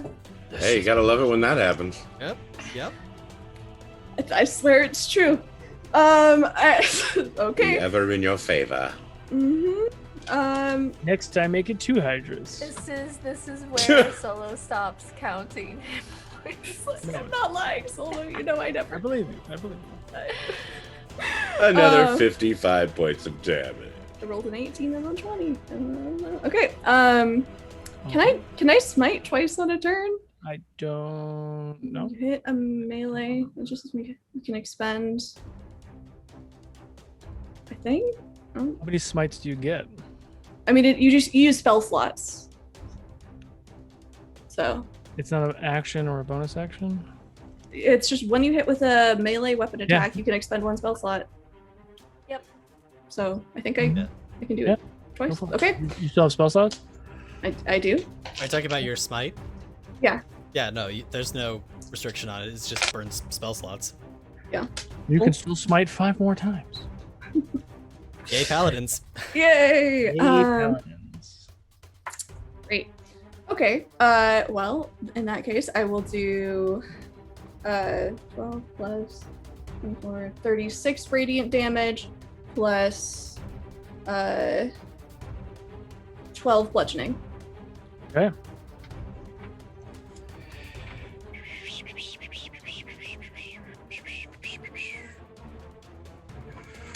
Okay. And I end my turn. And you end your turn. It's now the Hydra's turn, who's Then make a uber wisdom angry. save. Damn it. Natural 20. Yes. Oh. No Can killer I use bunnies my this luck turn. to have it re-roll that? You can. Thanks. Gotta fucking know. Yay, Please killer no. bunnies this turn. You, Jason, at Critical Dice. Yep, someone used luck. Thank you, subscribers, for showing your luck. Angry bunnies eating my face. 11 radiant damage as the bunnies with sunflower faces dance around. And huge pointy teeth. Okay. Yeah, when they open up, they have like vampire type teeth. For sure. It is its turn now. It is going to use a legendary action. I need both Eclipse and Naphako because they're next to each other to make a dex save. It's going to take a bite on Eclipse, though. Right. Don't forget that you have a +5 from me. I don't think it's gonna. Nope. I don't even think it. Well, okay. Yep. With the +5, it might make a difference. I'm gonna use my last inspo on this because I rolled a natural 1. 5, 9, 10, so 19. Okay. I got a 9 again. Both Eclipse and Naphako start to turn to stone. But Eclipse, you also take 18 points of piercing damage. Ouch. That ends their turn. It's now Carrick's turn. Yeah. Not cool. And I'm just angry. I just keep swinging. And you're not fully stone Okay. right now. Starting to was the keyword there. Got it. You're restrained currently. 24 to hit with 8 points of damage. Okay. And a 15, Just hits. 11 points of damage. Nice. I would like. Oh, jeez. Yeah. All right. I would like to use my action Surge and continue attacking. Go for it. Oh, but I missed. Damn it. One more. There we go. 26 to hit. That hits. 13 more points of damage. How much? 14? 13. 13. Got it. Oh, I should have been using. Oh. Okay.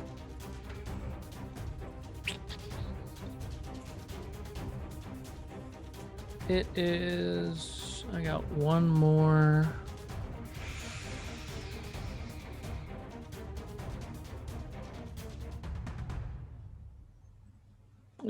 It's going to use its last legendary action, and it's going to make an attack on Kiwin. For a dirty 20 to hit. Hits. Can you make a strength saving throw for me?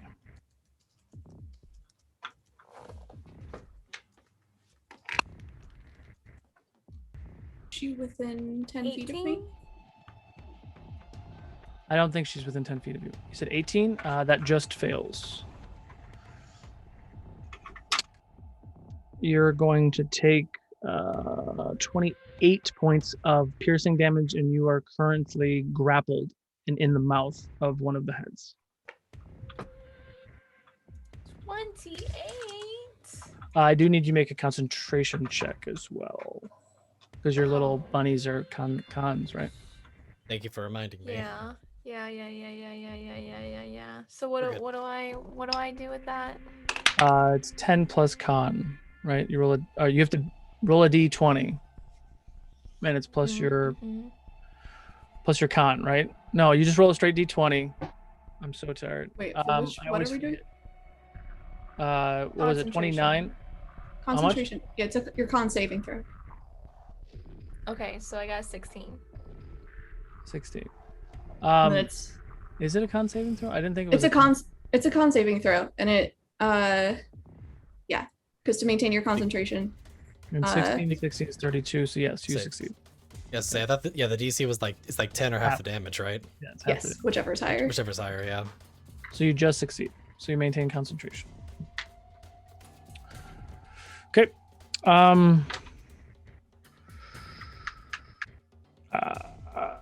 Whose turn is it? Oh, it's Zayaku's turn. Thought it was my turn. I haven't had a turn. The bunny's had a turn, but Keeman did not. I had you marked. What did you... Oh, it used a legendary reaction first. That's what it was. Okay, so now it's your turn. Cool. Didn't want to lose my turn. So you are grappled in its mouth. Did it at least have the courtesy of a breath mint? Based on what's happened to us, I'm going with no. And do you want that breath mint, though? Mm-hmm. I mean, yeah, their Nice. breath is just downright petrifying. Mm-hmm.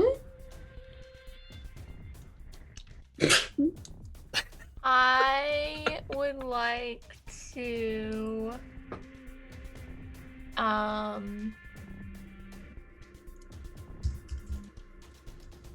dimension door out of its mouth. Okay. So I'll do that. Action dimension door. We're at Action. like as far as you can away from it, or And just that's 500 feet, so I don't want to go 500 feet away. No, I want to go, I guess I want to be near Naphako. okay. And then I'm going to bonus action,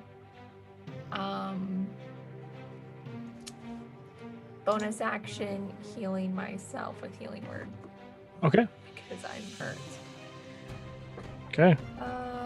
Does that end your turn? That ends my turn. Oh, you get full healing because that Oh, I can still up. rolled full health anyways. So that's cool. Yes, that's my Zai- turn. Zayaku. Did I already do his turn? No. Well, he's No. top of the order. So you said Yeah. it's his turn, and then Keegan was like, I haven't had my turn. Eclipse Kiwin, how you looking? Carrick, how you looking? Okay. Apart from the impending petrification, I'm okay. Yeah, there's I'm, like, nothing. Half. Got it. So healing word, you're gonna take 12, Kiwin. And then fourth cure, which is what did we say that was? 32, 43. I hadn't even been using this, but I do have Sentinel, so since they're attacking somebody else within 5 feet, right? Where am I? Let me see. Maybe I'm Yes. wrong. Yeah, that would activate. Okay. The next time it attacks, yeah. All right. So Zayaku heals you for whatever the first one I said was, and then 41 more. You being Keegan? Yes, Kiwin. I got healing word of 12, right? And then cure wounds as well. Oh, okay. So 41. Oh, okay. Oh. That ends his turn. It's Eclipse's turn. I need you to make a dex save for me. That is significantly better than the last one. 28. 28. You are, at the end of your turn, you are fighting off the petrification. Now, I'm restrained. Does that mean I can't take an action? Technically, you just rolled your thing, so you can do that before you roll. So you're still restrained. You can still take an action. You make the save at the end of your turn. I see. But I was just clarifying if I had enough movement left to do an action. But you would have to do that before you made your save. So you succeeded in your save. So if you're trying to pour something on Naphako, you're out of reach. Unless you like throw it at her or something. I more just wanted to smack this thing with another hit of lightning while I still could. Oh yeah, you could totally do that. Yeah. Got it. I thought you were talking about with the oil again. No, although that being said, Keewan's right next to us though, isn't she? She's behind Naphako on the other side. Okay, so too far away to reach then. Got it. So, blasty for 25 lightning, please. Okay. And just out of curiosity, how's this thing looking? Another head, the head that was not holding Keewan just went to dust. Shoot, I just came to the realization that thing is still holding Keewan, isn't it? No, she dimension doored. That's what I thought. Okay, cool. I was like, wait a minute. But the one that grabbed her, which seemed like the main head, is the only thing that's left right now. And does it seem healthy, or does it seem like it's like hurting? I mean, it seems like it's hurting. It's missing 4 of its 5 heads. Okay. So I have my bonus action. Nope. Okay, we'll just focus on breaking free. Lightning was it. Okay, lightning it, break free. You're now there. End of your turn. Yep. It is Naphako. I need you to make a. Oh well. Is there anything you wanted to do on your turn before you try to make your save? You are restrained. Yeah. Let me think about that real quick.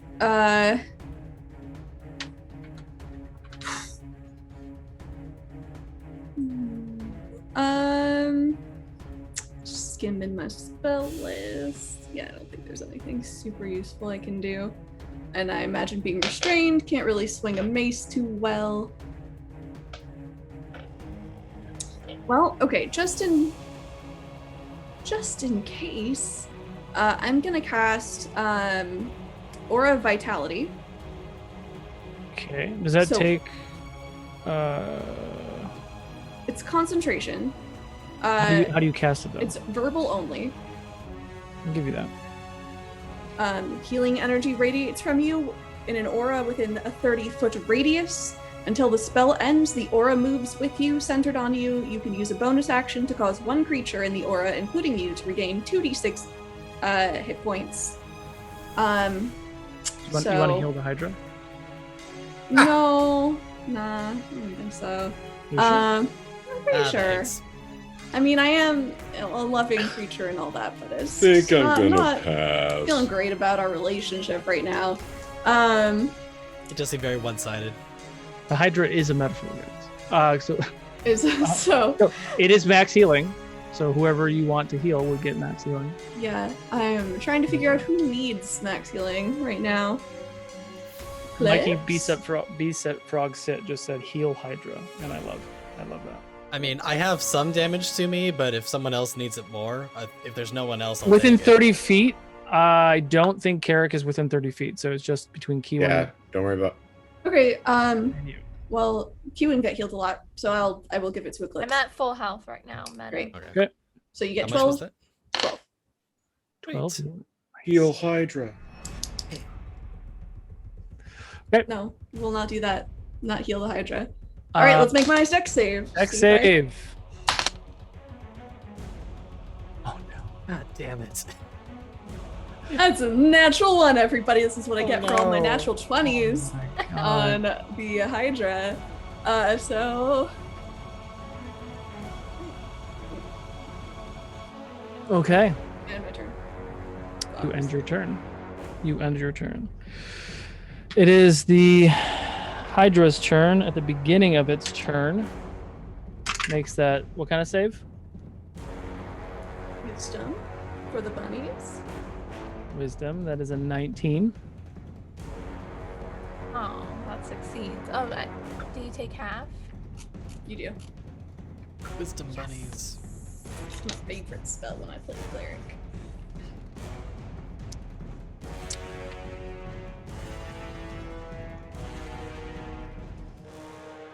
So you'll take 10. 10 points of radiant damage. Okay. With its one head, it's going to try to bite off Eclipse's face. This thing is just hungry for Kitty. Mm-hmm. Ooh, 19 to hit. I'm not gonna say it. Yep, nope, it just dawned on me. We I are am family not friendly now. Going to say Yep, it. sorry, so what was that number? 19 to hit and a dex save. 19 to hits. A dex Okay. save. 12 points of piercing. The dex save is 24. Succeeds. And for the 12, we're going to nimbly, because I'm no longer petrified, right? I'm broken Correct. free of that. So yeah, nimbly dodge out of the way to have that to 6, please. And right, Carrick, it is your turn. Oh, also, at the end of the Hydra's turn, nothing happens. Okay. Carrick. I guess I'm still swinging them all, so let's just do that. That's a 22 to hit. Hits.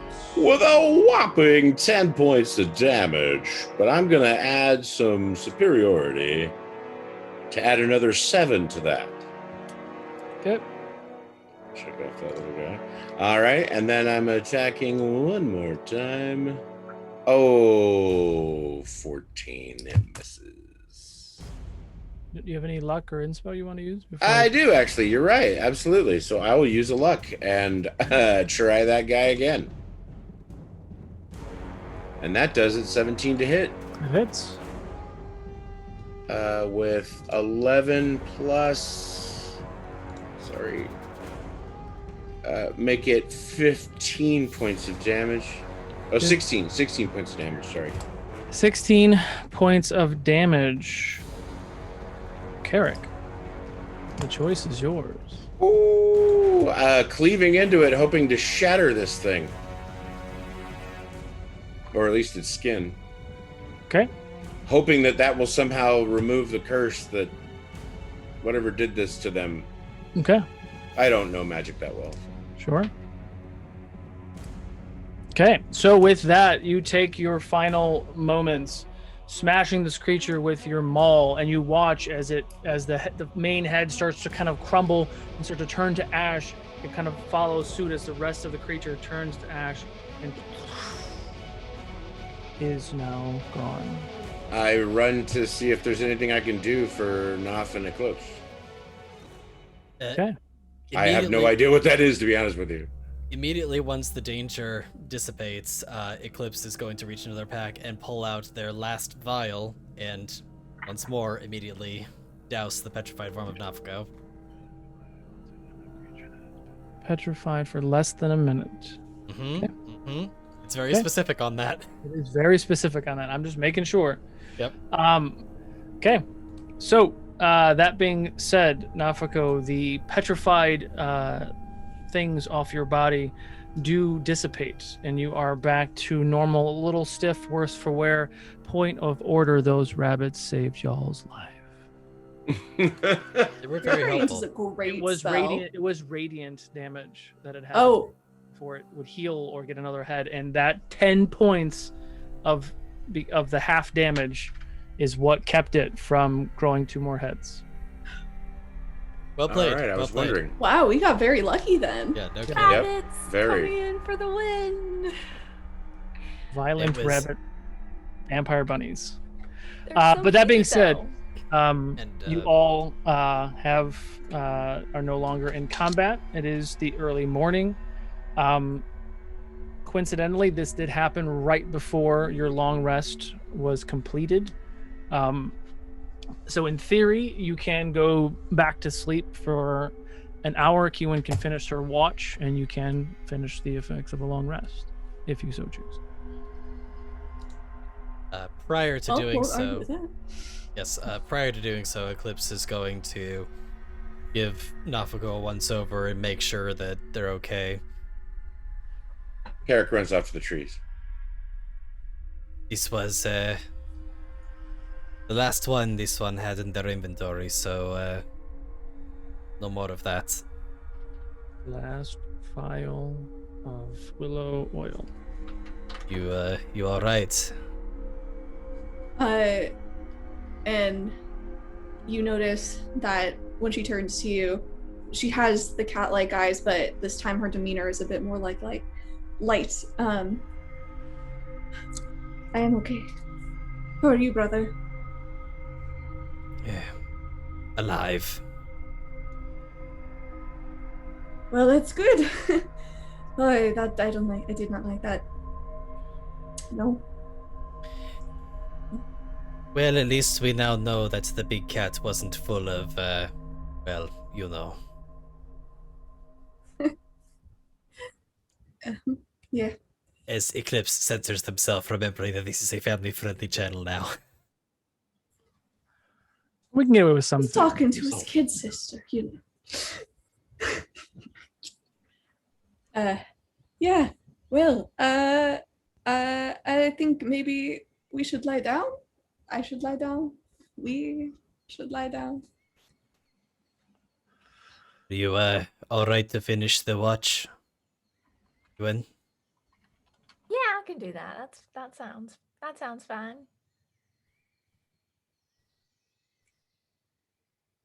Rest.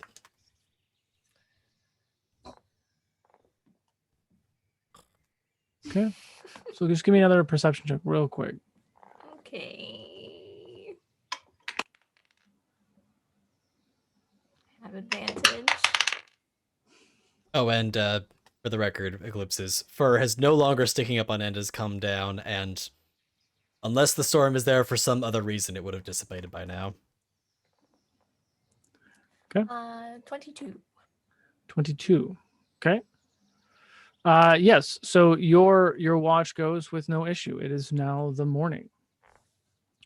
You all complete a long rest. So go ahead and do that. Just in case. The morning is yours.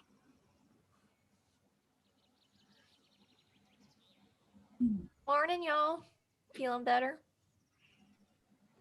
Yes, I'm feeling quite well. Thank you, Miss Kiwin. Oh, yeah. Thankful to say that this one did not sleep like a rock.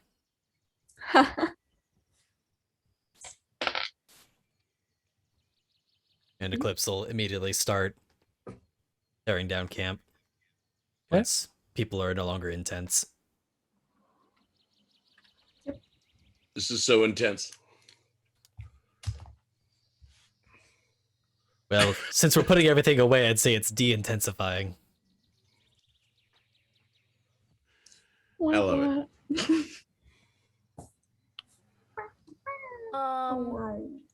I would like to cast Sending to my brother, because I am just going to assume he's not fighting anything else at this moment. Okay. Morning, brother. Just checking in. We're gonna go and try and kill the artificer one more time. Hopefully that he stays down. Hope you're doing well. Saw you were fighting something real weird last night. The artificer. Why would you be fighting the artificer again? We already killed him. Oh, were you scrying on me? Oh, yes, we actually did.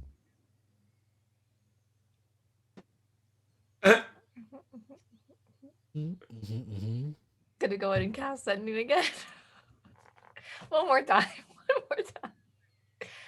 Who needs level 3 spell slots?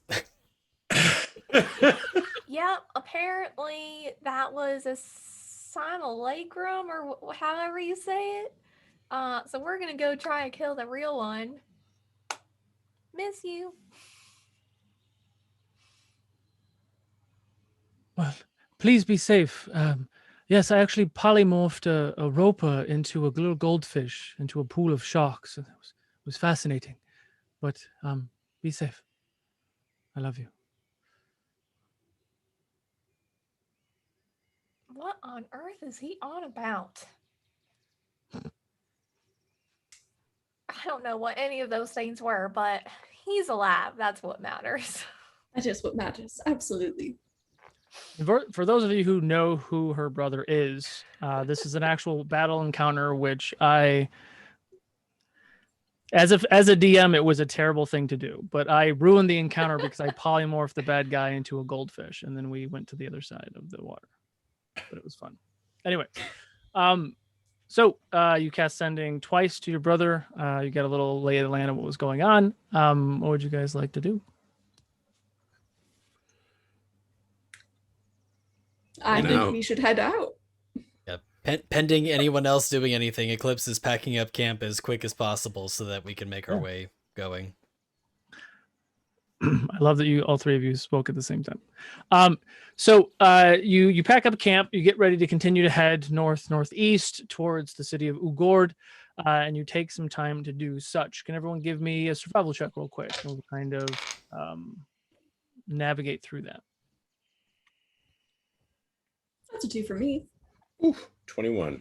And remember, to everybody who is watching right now, either on Twitch today or on YouTube on Saturday, !critical to enter in our second critical dice giveaway of the night. We will give away that set of dice on both streams at the end of the stream. !critical. I got a 23, and I'm bringing out Vaughn again, so I'm whispering bad words into my... Okay, Eclipse. Oh, that was a 12. Oh, okay. Enough of the high rolls where you're able to kind of navigate for a while, kind of towards this this kind of opening in this prairie where it kind of ducks down a little bit. And what you all see before you is a lot of large mountains in the background in the distance. And you're kind of standing on the edge of this grass pasture that leads to this cliff edge. And there's some tall stones on the right-hand side and some trees and shrubbery on the left. And as you look down into this valley, you see a very large river that kind of winds through the plains towards a very large city. You see the city walls from here are extraordinarily tall, maybe 200-300 feet tall, with a large bridge kind of on the outside, on the right-hand side of this town, with a small tower upon that. But even more so, you see that this giant city is kind of built on a hill, and you see houses kind of smattered throughout all the sides of this little mountainscape, with a very large castle at the top of that, and a very, very long, what looks to be a ramp or staircase that starts from one side of the town all the way up the ramp to the castle. And if you're wondering if this sounds familiar, it does. It is the background of our hold screens.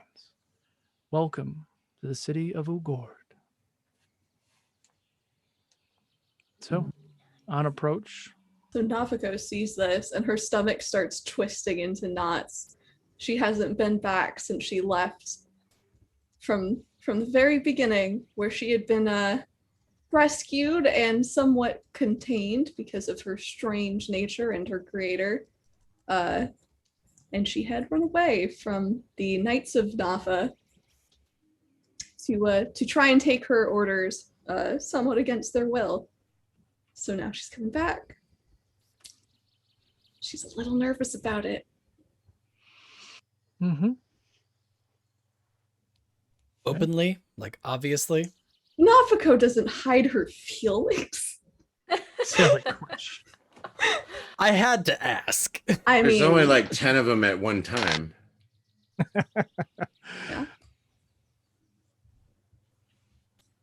It's gonna be great. gonna just go straight to the castle. Probably. Maybe I should stop by. Naphako, are you okay? I'm great. All right? I can cast calm emotions on you, you know. That got us into trouble in the last city we were in. Maybe we hold off on this. Yes. Well, Ughord, we're not don't. in a city. There ain't no one telling me what to do out here.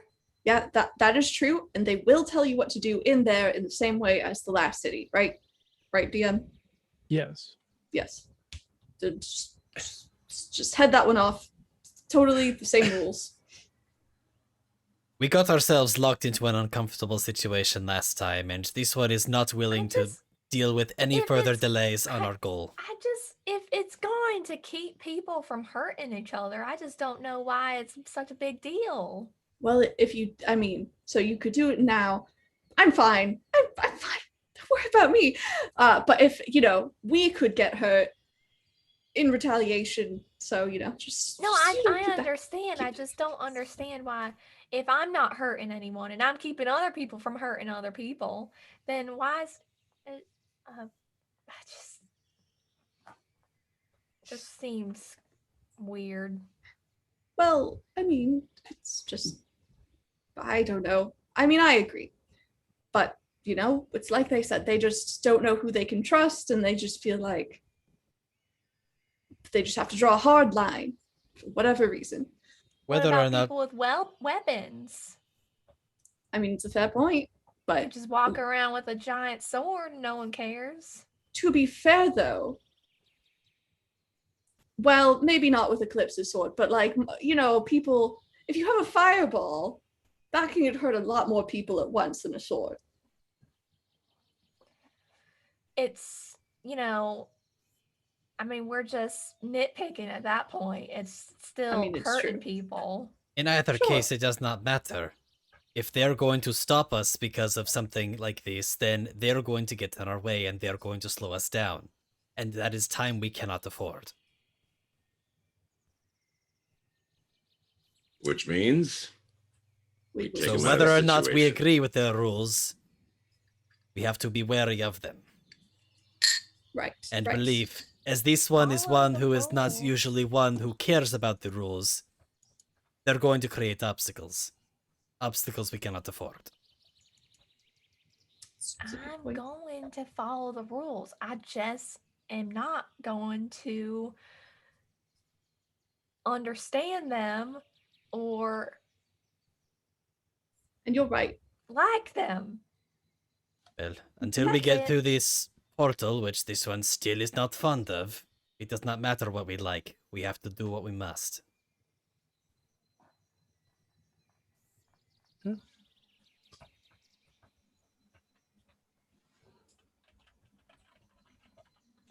Hey, you guys do anything else on approach? You're still a mile or so away. You have to, get there.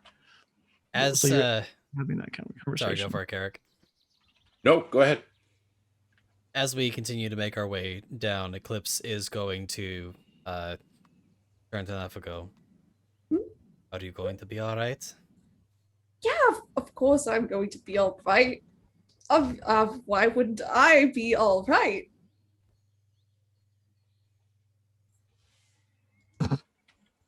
That was believable. And Eclipse is doing exactly what I'm doing right there, just staring you down with the, the BS detector face. It's just I haven't been back in a while.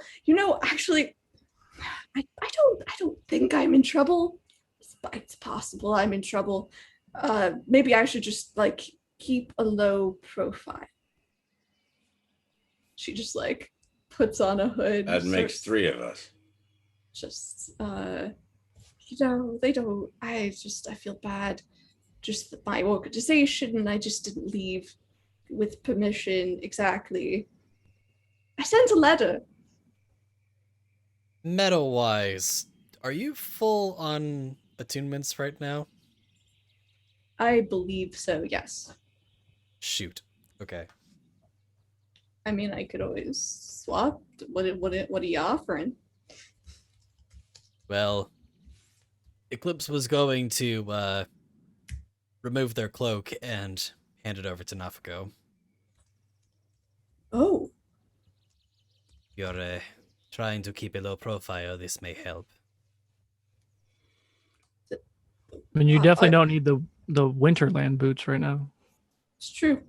It's true. I should remind you that we're trying to not necessarily sell out who we are, too.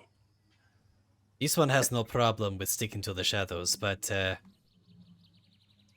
is do not stick out. Naphako's strong suit.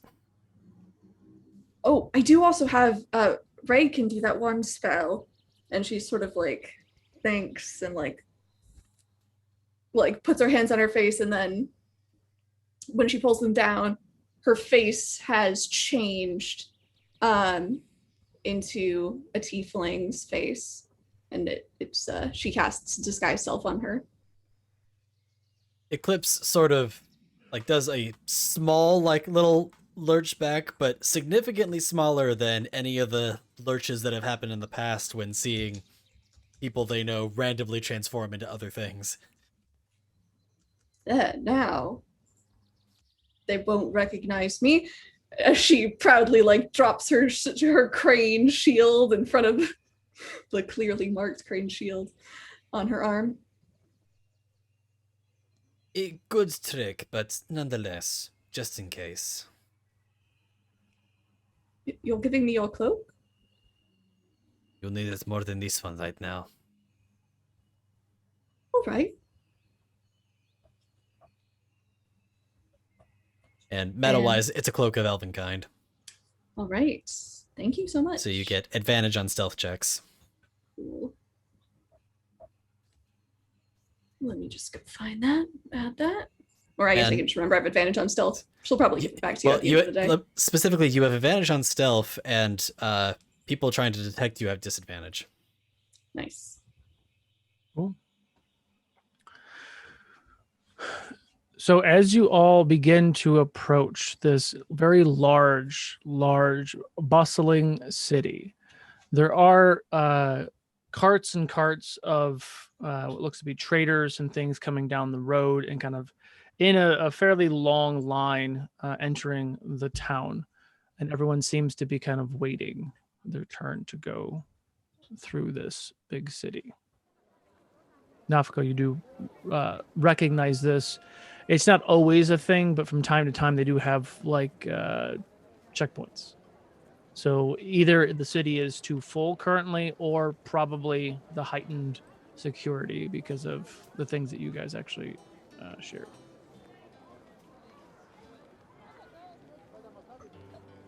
Okay. That's going to make it a little tougher to get in, especially if we don't want to attract any attention. Do you think it's going to be a problem? I don't know. Doesn't mean the gangs aren't still looking for us. This one is more concerned with Naphako. I think I'm in trouble, and I mean, I think I'm fine. Oh, unless, Well, just she's keep like, the cloak on. Just keep the cloak on, right? I mean, I don't know. What kind of questions are they asking? Maybe we should scope it out? Sort of. What, you want a couple of us to go first? I was thinking maybe somebody sneaky could just sort of like nonchalantly walk up and just sort of overhear what people towards the head of the line are. This one knows when they're being asked to service. Hang on. Just put them down there. And Eclipse is going to do exactly that, just stealthily, without drawing any attention to themselves, make their way closer to see if they can overhear anything.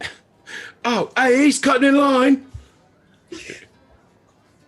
Again, not drawing attention to ourselves, so not cutting in line, but just getting close enough to be within earshot. Okay. So you're staggering around nonchalantly to see if there's like a short line or this like, Disney World and you're that guy who's What kind of questions they're asking? Yeah. I mean, Sure. this is the we're just blending in with the crowd sort of thing.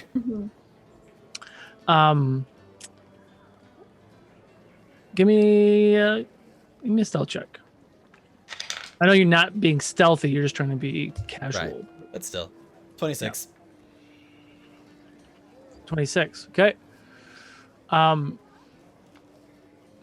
So you see a few things. At the gate, there are several people who have kind of like blue robes with a tree emblem on their chest. Whom Naphako you would know to be the shepherds. And there quite a few of them kind of standing at the gate, and they're the ones who are actually doing the checks. They're just asking what their business is, they're asking what their intent is, and so on and so forth. And all the people that you see currently are you do see some tieflings and some orc, and you do see one orc that looks a little bit bigger than the other ones. Not Argu bigger, but just a little bit bigger than the other ones. Yeah, I mean, they're just asking just general questions. Like, they're not like patting people down. They're not even like searching carts. Every once in a while, you see that someone is acting kind of sketch, and they pull them to the side and they take the tarp off, and they have like illegal rum or something. Like, you know, it's normal, typical like smuggling that is going on, but nothing that seems to be malicious in any way. Does it seem like they're casting Zone of Truth on people? Eclipse has a little arcane nature. No, you do not get the sense of any spell casting going on. Is there anyone there that seems to be like stirring up more trouble than usual, or does it seem like there's a general flow, or are they like, is this really like bottlenecked? No, it's a general flow. Like, you might have to wait 10, 15 minutes. There's a general flow. I mean, obviously the people who are smuggling stuff get pulled to the side, and the thing keeps going, and then people go to that checkpoint and have that conversation. It's just like when you go to the airport and then, you know, you forgot to take the tube of toothpaste out of your thing and they throw it away because they're assholes. You know, that sort of stuff. Sure. Oh God. I even one time like most of the toothpaste out, but still, because it was in a container that was bigger than 8 ounces, they still threw it away. Anyway.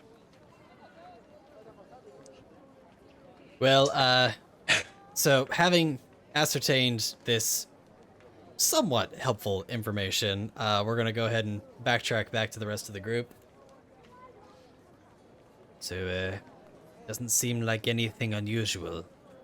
Just regular checkpoints, but if we think there is concern, perhaps we can try and see if we can find a different entrance. If they're not looking at wanted posters or something like that, then I'm sure we're fine. As long as we don't draw attention, this one does not think there will be an issue. Sure. Thoughts? We all get through and we meet at a designated place. Okay. Go in separately? I'm just saying, get in line. Fine. Yes. Yeah. So you guys get in line separately? Well, I mean, we're all there. I'm just saying that the point is, like, if one line, you know what I mean? If you're in a line next to somebody. Sure, sure. So yeah, you guys get into like a gaggle of just other people that are kind of going through, and you get closer and closer, and you're hearing, you know, all the music and all the things going on.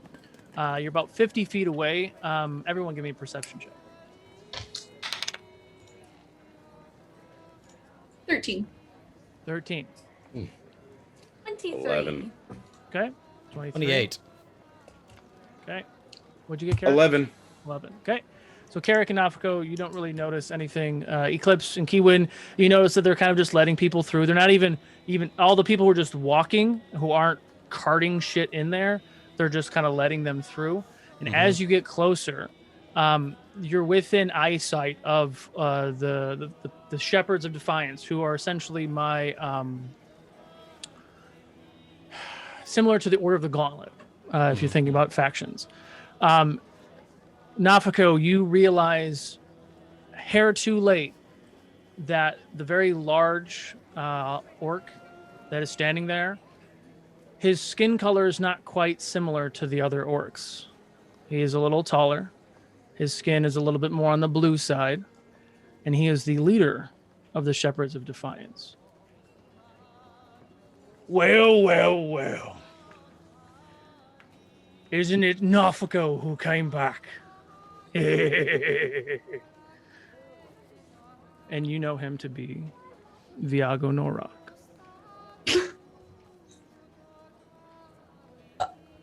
Viago! How did you recognize me? I have a different face now. You still have the same shield, Naphako. All right. She like drops it. Well, I guess if you know I'm using magic, I won't use it in the city. Is this within earshot? He's not being quiet. So Not even- Go. Introduce us. Once he says that, like even the random people next to you are like, they just get away. They're like, nope, we don't want this drama. And you're just kind of isolated in a pod. So the Well, four of you are not a definitely guy we five wanna of be you are talking sticking to. out. well, there goes that idea then. Okay. Because it's, everyone has the same thing. Everyone's hiding something. So the second that there's a pin on somebody, they're just taking that moment. You can go with them if you want. So there is a flow of traffic that gets away from where Naphako is, or you can stand there and just take it. Either Nope, way. we're not leaving Nafako's side. Okay. Hi. Hello. Anyone who's a friend of Naphako is a friend of mine. My name's Kiwin. Well, hello, Kiwin. Just a second, Naphako. Can you tell Alvarez that she's needed? In the trade district, please. And one of the guards says, okay, and then goes maybe 20 something more feet away, and you see Abaraz not looking this way, but looking away, and nods, and then she and a couple other Defiance people walk towards the trade district. Oh. Well, that would have been a pleasant reunion, I'm sure. No, it wouldn't have. Let me guess. It was all, I was right. If we see her again. She just sort of makes this motion across her throat. Interesting. Urka's been worried, actually. Did she get my letter? If she did, she didn't tell me about it. But I'm sure she'd be grateful to see you again.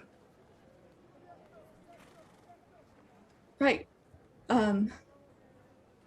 Well, let me introduce you to my friends. This is Eclipse. This is Kiwin, and this is Carrick. They're all wonderful people. We've been doing a lot of good things. And at this point, he's Is kind of Al stepped to the Stein? side and having a conversation with you all. And whoa, is that a Yeti? It is. Well, he's We- like a baby Yeti, or, well, he's not a baby now. He's hit puberty. Right, Allegedly. Elsgon? I feel like I've seen one of him before.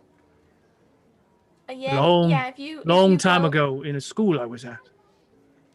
If you go up north, you see him. They're much larger though. We're at a school. He reads books, so that does not surprise me. You might have seen him. Was he a wizard's companion? Yeah. He doesn't really know much else besides that though. Well, interesting. Do We'll you have a conversation later.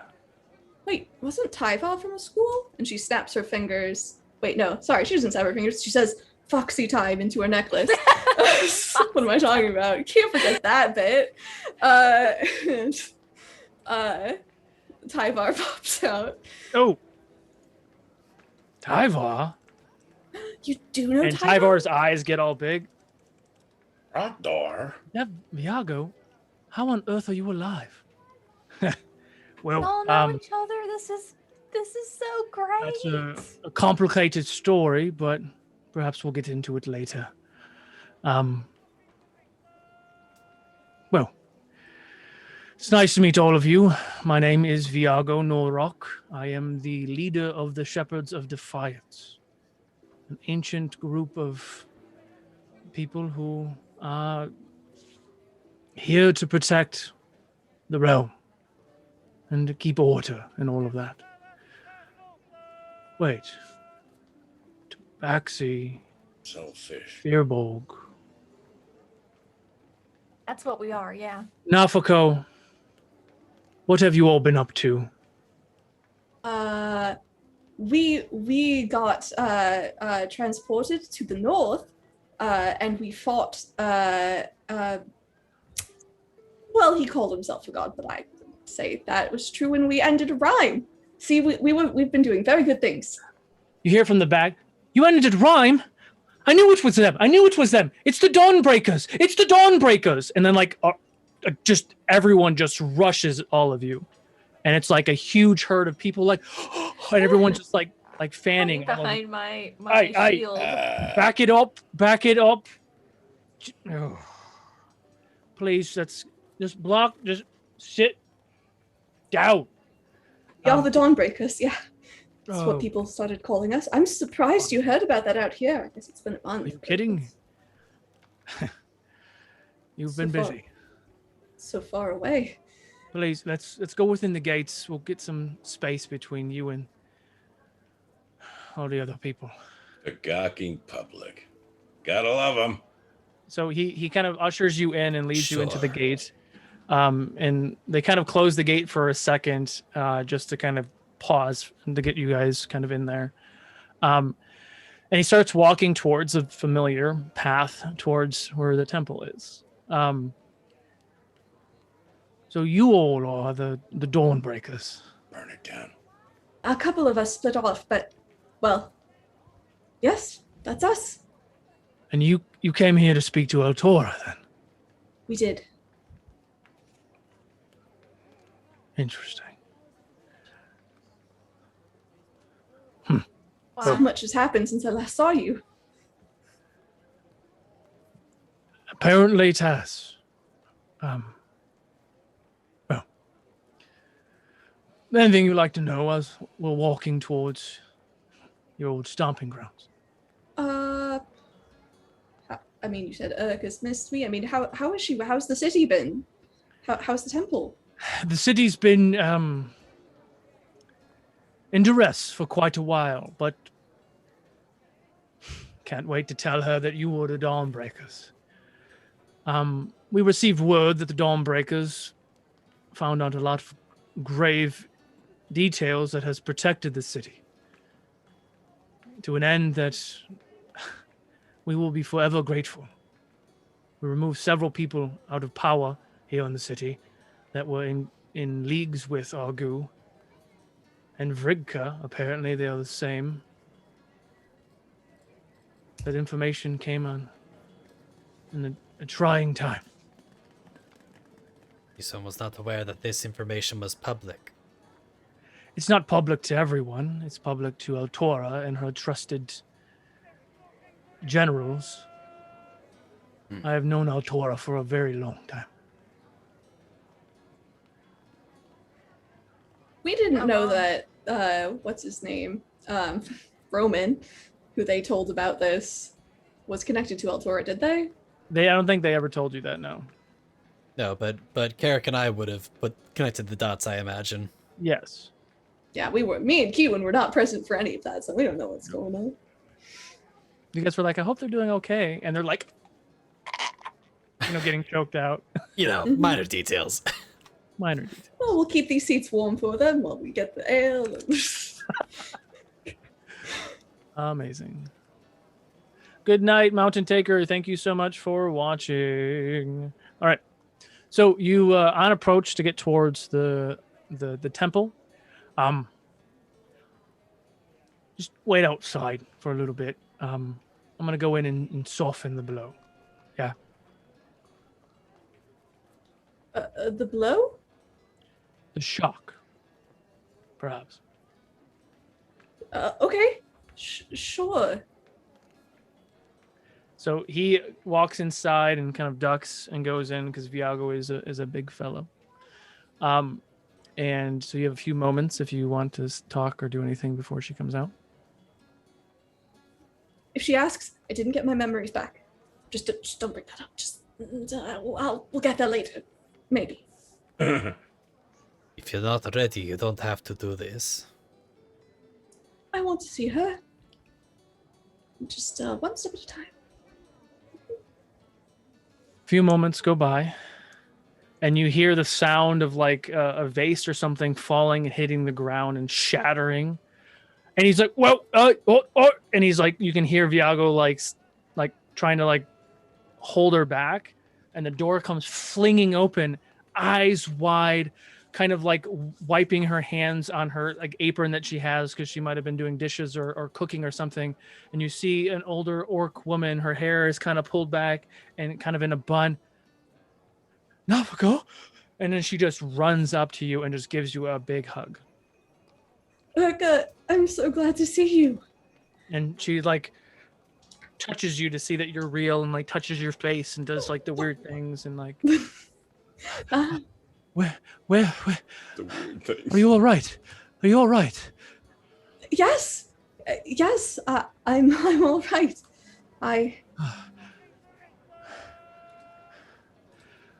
And you are all her friends, yes? You all have been keeping an eye on her. Best friends. Yes, best friends. Oh, what? Even You the are all- broody one over there. What? You are all welcome in our home. Please, come. I'll have to make some more tea. And Ooh, she like tea. walks back into the house, and Viago is big guy, like with a small broom, like cleaning up the pot stuff and is throwing it away. And she walks by him, and you watch her kind of do like a very delicate hand, unlike it, like, you know, after he gets done cleaning and he pours it out, she gives him that very like nice like arm rub, like very subtle, but it could imply, I don't know if Naphako would notice that, but or Kiwin, but Carrick and Eclipse would. Carrick would probably be the only person who would notice this. Is that I mean, there maybe would, somebody inside Naphako would get it. I don't know. maybe, but essentially it was just like a very gentle like thank you for your help sort of thing, implying that there may be something. Tenderness. Yeah, tenderness. That's the word. Holy hell. So she goes in and she starts making another thing of tea. So, Viago tells me that you all are the Dawnbreakers.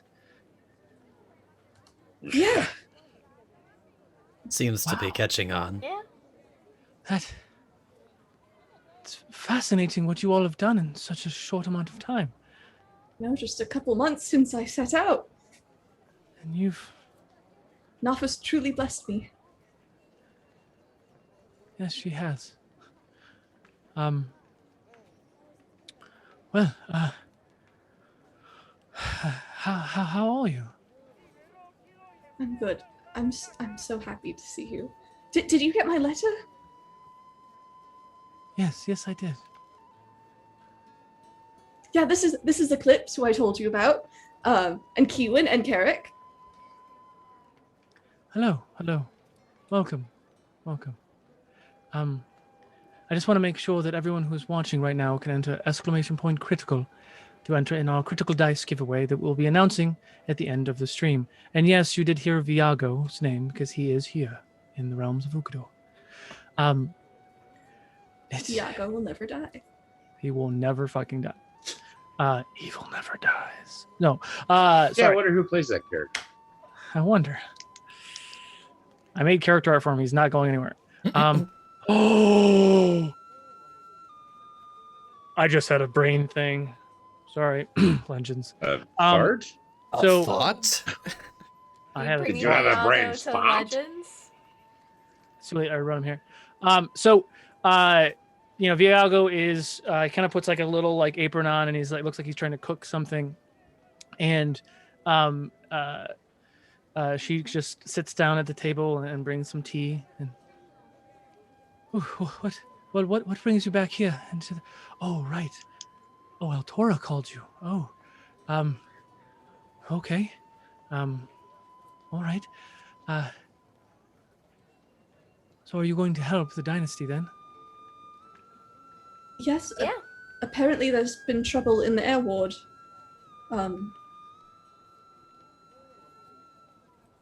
It from the description, Yes, it might be. it is him.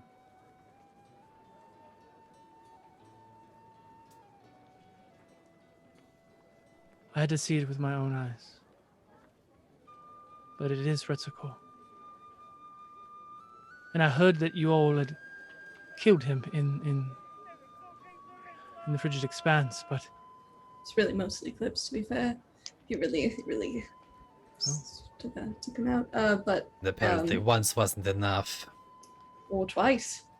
Or it was all magic and a trick.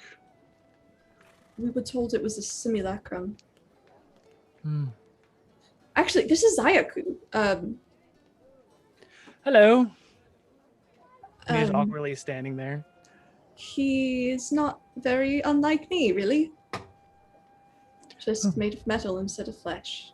Although there's some flesh in there too. But Interesting. Hello, Zayaku. And he looks at her and, well, good evening, ma'am. I came here to assist the Dawnbreakers and make sure they got here to Ughord safely, and then I will find another purpose. I am gracious to be in your home. Oh, it's really nice to have you here. Thank you very much. And thank you for bringing my precious Naphako back home.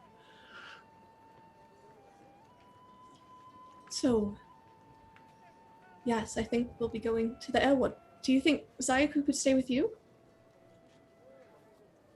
Oh. Zayaku, would you like to be here and be part of the Order of Cranes? Yeah. And follow the footsteps of your friend Naphako. And you watch him kind of look at Naphako and then look at her and then look at Naphako. And his eyes, if a construct's eyes could water up, they would. Yes. Yes, I would like that very much so. I would like to learn how to help people. Yes, that would be my life's mission. Yes, please, please. And she smiles and sit down, child. We will, with open arms, take him in and protect him and teach him the ways.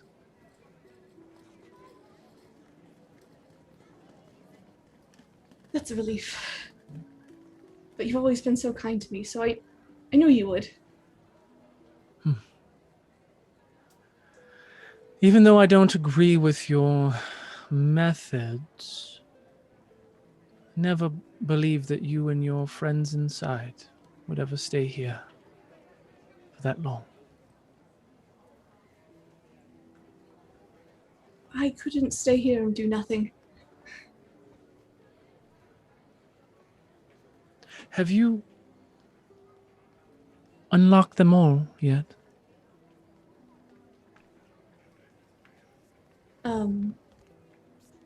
Well, and now, I guess to just put this, like, I don't think Naphako knew there were other people inside her when she left. Like, at the beginning of this campaign, she didn't know that. She knew. Oh, Urka knew. that's right, because she was the one who was like, don't erase any memories. But she just said that as bait, and your facial reactions is what told her that they did come out.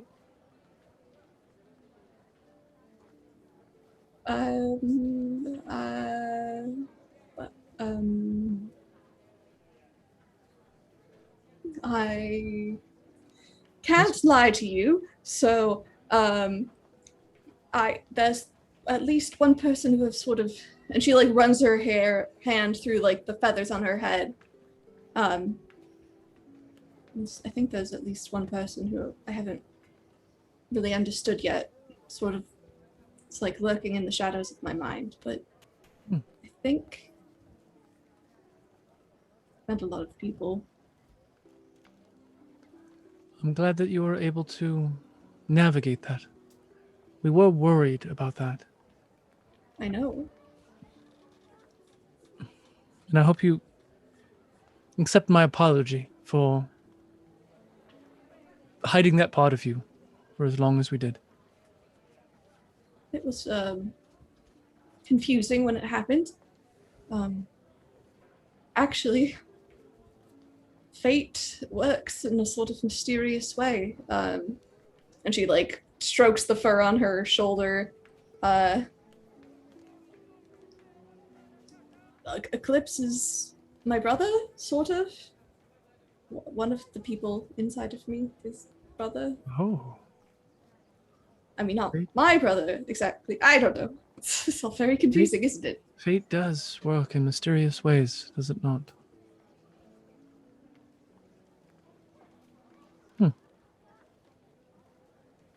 Did you know of how Naphako came to be when she came to you?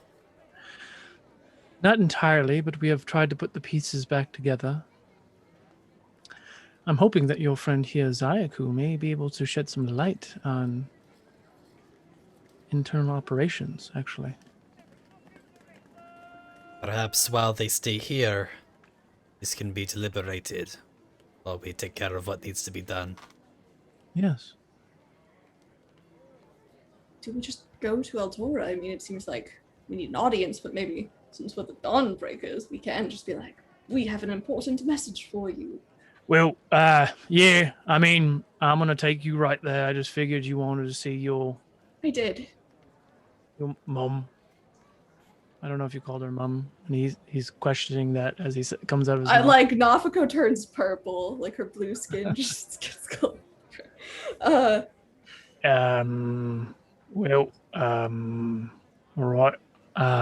Yep, I'm gonna go outside. And he just awkwardly goes outside.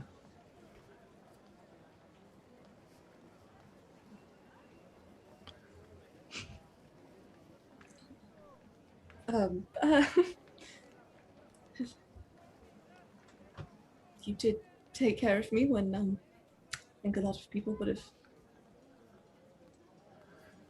not. I did always view you as my child. I know I say my child to everyone, but I did view you as my daughter. Naphako just gives her another big hug.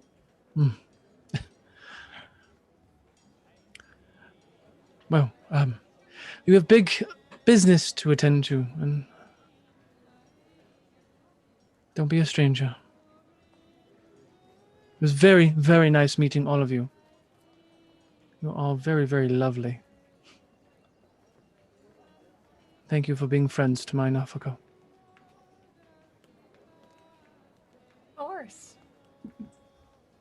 They are family. Oh. One day we'll have to tell you about our friend Janice. Right, Naphako? Oh, What yes, about absolutely. Janice was such a wonderful woman. There's so many things I need to catch up with you on. Of course, of course. Go take care of your official business, and we can grab time later and talk. And then she goes and just gives Eclipse a big hug. When Eclipse like turns his head to like walk out or something, she just gives him a big hug. And she's a big woman, so she gives you a hug and like kind of picks you off the ground. And Eclipse essentially just sort of freezes and ragdolls when this happens. And ragdolls. Like, complete do not know how to react to this. Mm-hmm. Sure. And goes and gives both Carrick and Kiwin a hug as well. In my letter, I told her about. She hugs back. I told her about our journey on the road together. Such exciting stories. It seems like so small now. It does. But good luck. And she kind of gives you a bow, and Zayaku stands up and kind of sticks his hand out awkwardly to give you a handshake, Naphako. It was nice meeting you, Naphako. Yeah, Naphako gives the hand a couple shakes before going in to give him a hug. Oh, okay. That's nice.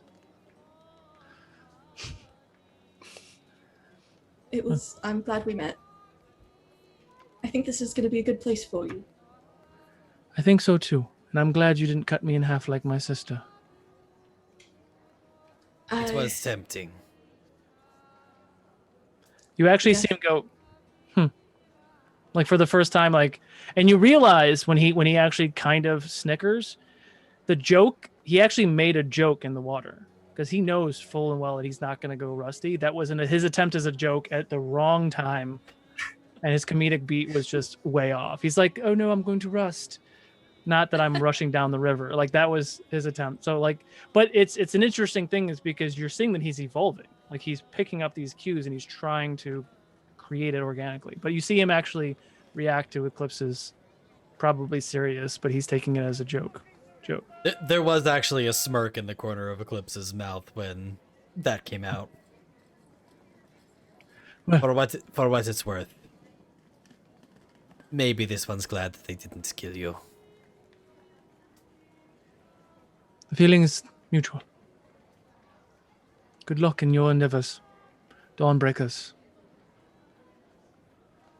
And he bows. And Viago kind of pokes his head and he's like, all right, come on. Enough with the mushy stuff.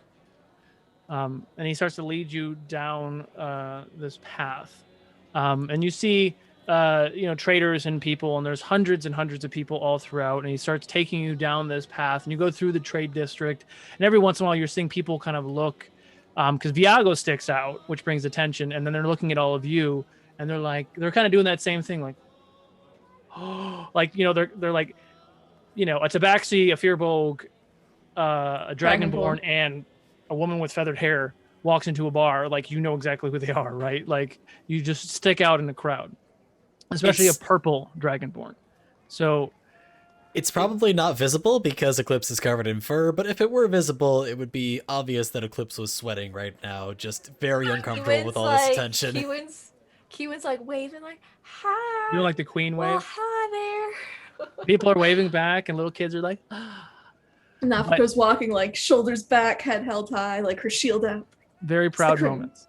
Yeah. So as you guys continue to walk down the path, you get to where it kind of gets to more like the religious district, and you see different temples and things throughout the, a lot of the pantheons and things and gods and deities that you see. You see Izir, you see Freul, you even see like a temple to Okuma, and there's lots and lots of different little worship areas. So you can kind of, in Naphako, this is a place where you can be and worship whomever you want, as long as you do it,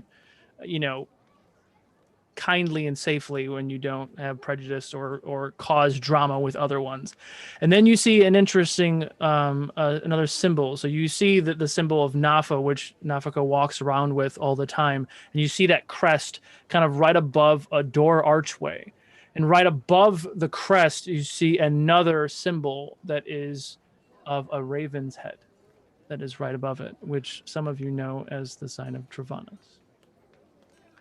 And both Naphako, there is a temple that seems to worship both Naphako and Travanas. Or Nafa and Travanas. Nafa and Travanas. To that point, does Eclipse notice anything? Like, do I get a tingling from the direction of the scabbard? You would absolutely get a tingling. Absolutely get a tingling once you walk past that. The Raven Queen, or the Travanas and Nafa. Absolutely. Do I understand what that tingling means, or does it just give me a weird sensation? It gives you a pull that you want to kind of explore, but maybe not in this moment. Mm-hmm. And then Viago turns and kind of leads you up that crazy long ramp and staircase, and you start to kind of traverse the rest of that. As he takes you up there, and you all kind of start to walk up this monstrous staircase, heading towards the main castle where Altora is. That's where we're going to call it for tonight. So last chance for anyone who is in the Twitch or YouTube chat, depending on which day you're watching. Today, Wednesday in Twitch, or Saturday on YouTube. !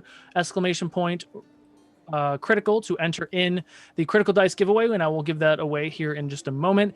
And just as another reminder, the Realms of Ukodor is live every Wednesday at 6 p.m. Pacific on twitch.tv/Fabled42.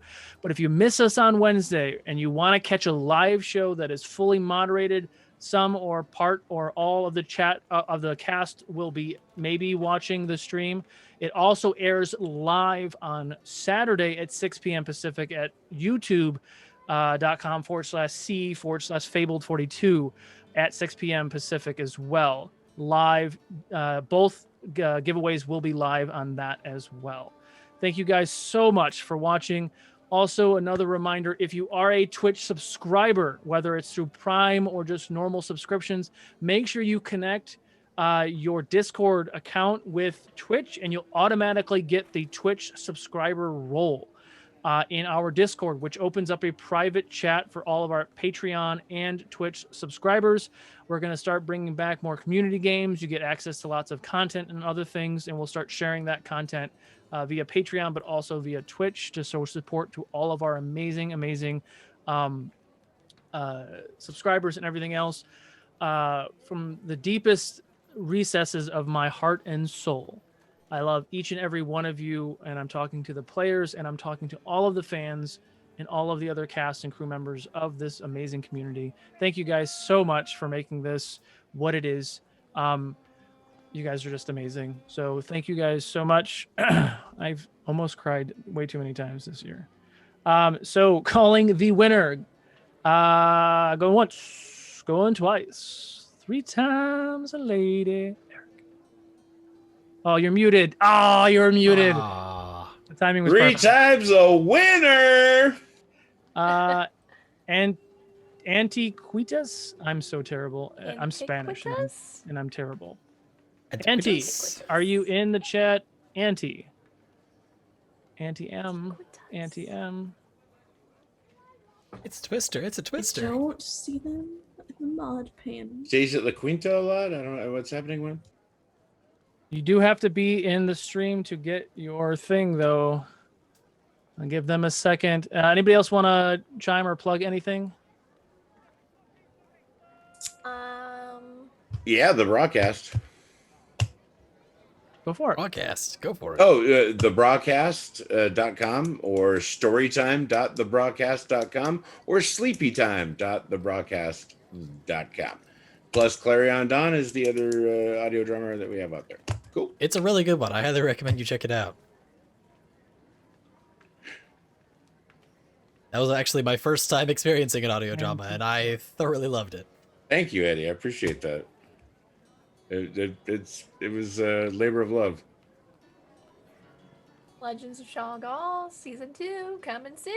Oh, you're that way. There you are. Yeah, I'm not seeing them in the mod panel. I don't think they're there. Yeah, I don't see them. You don't think they're there? Okay. You gotta do it. I hate doing that, but I got to. Round 2. All right. Calling a new winner. Going once, going twice. Stacks. And They're definitely here. STX Live. I know I saw them in chat. Yeah, they're definitely here. in They're chat.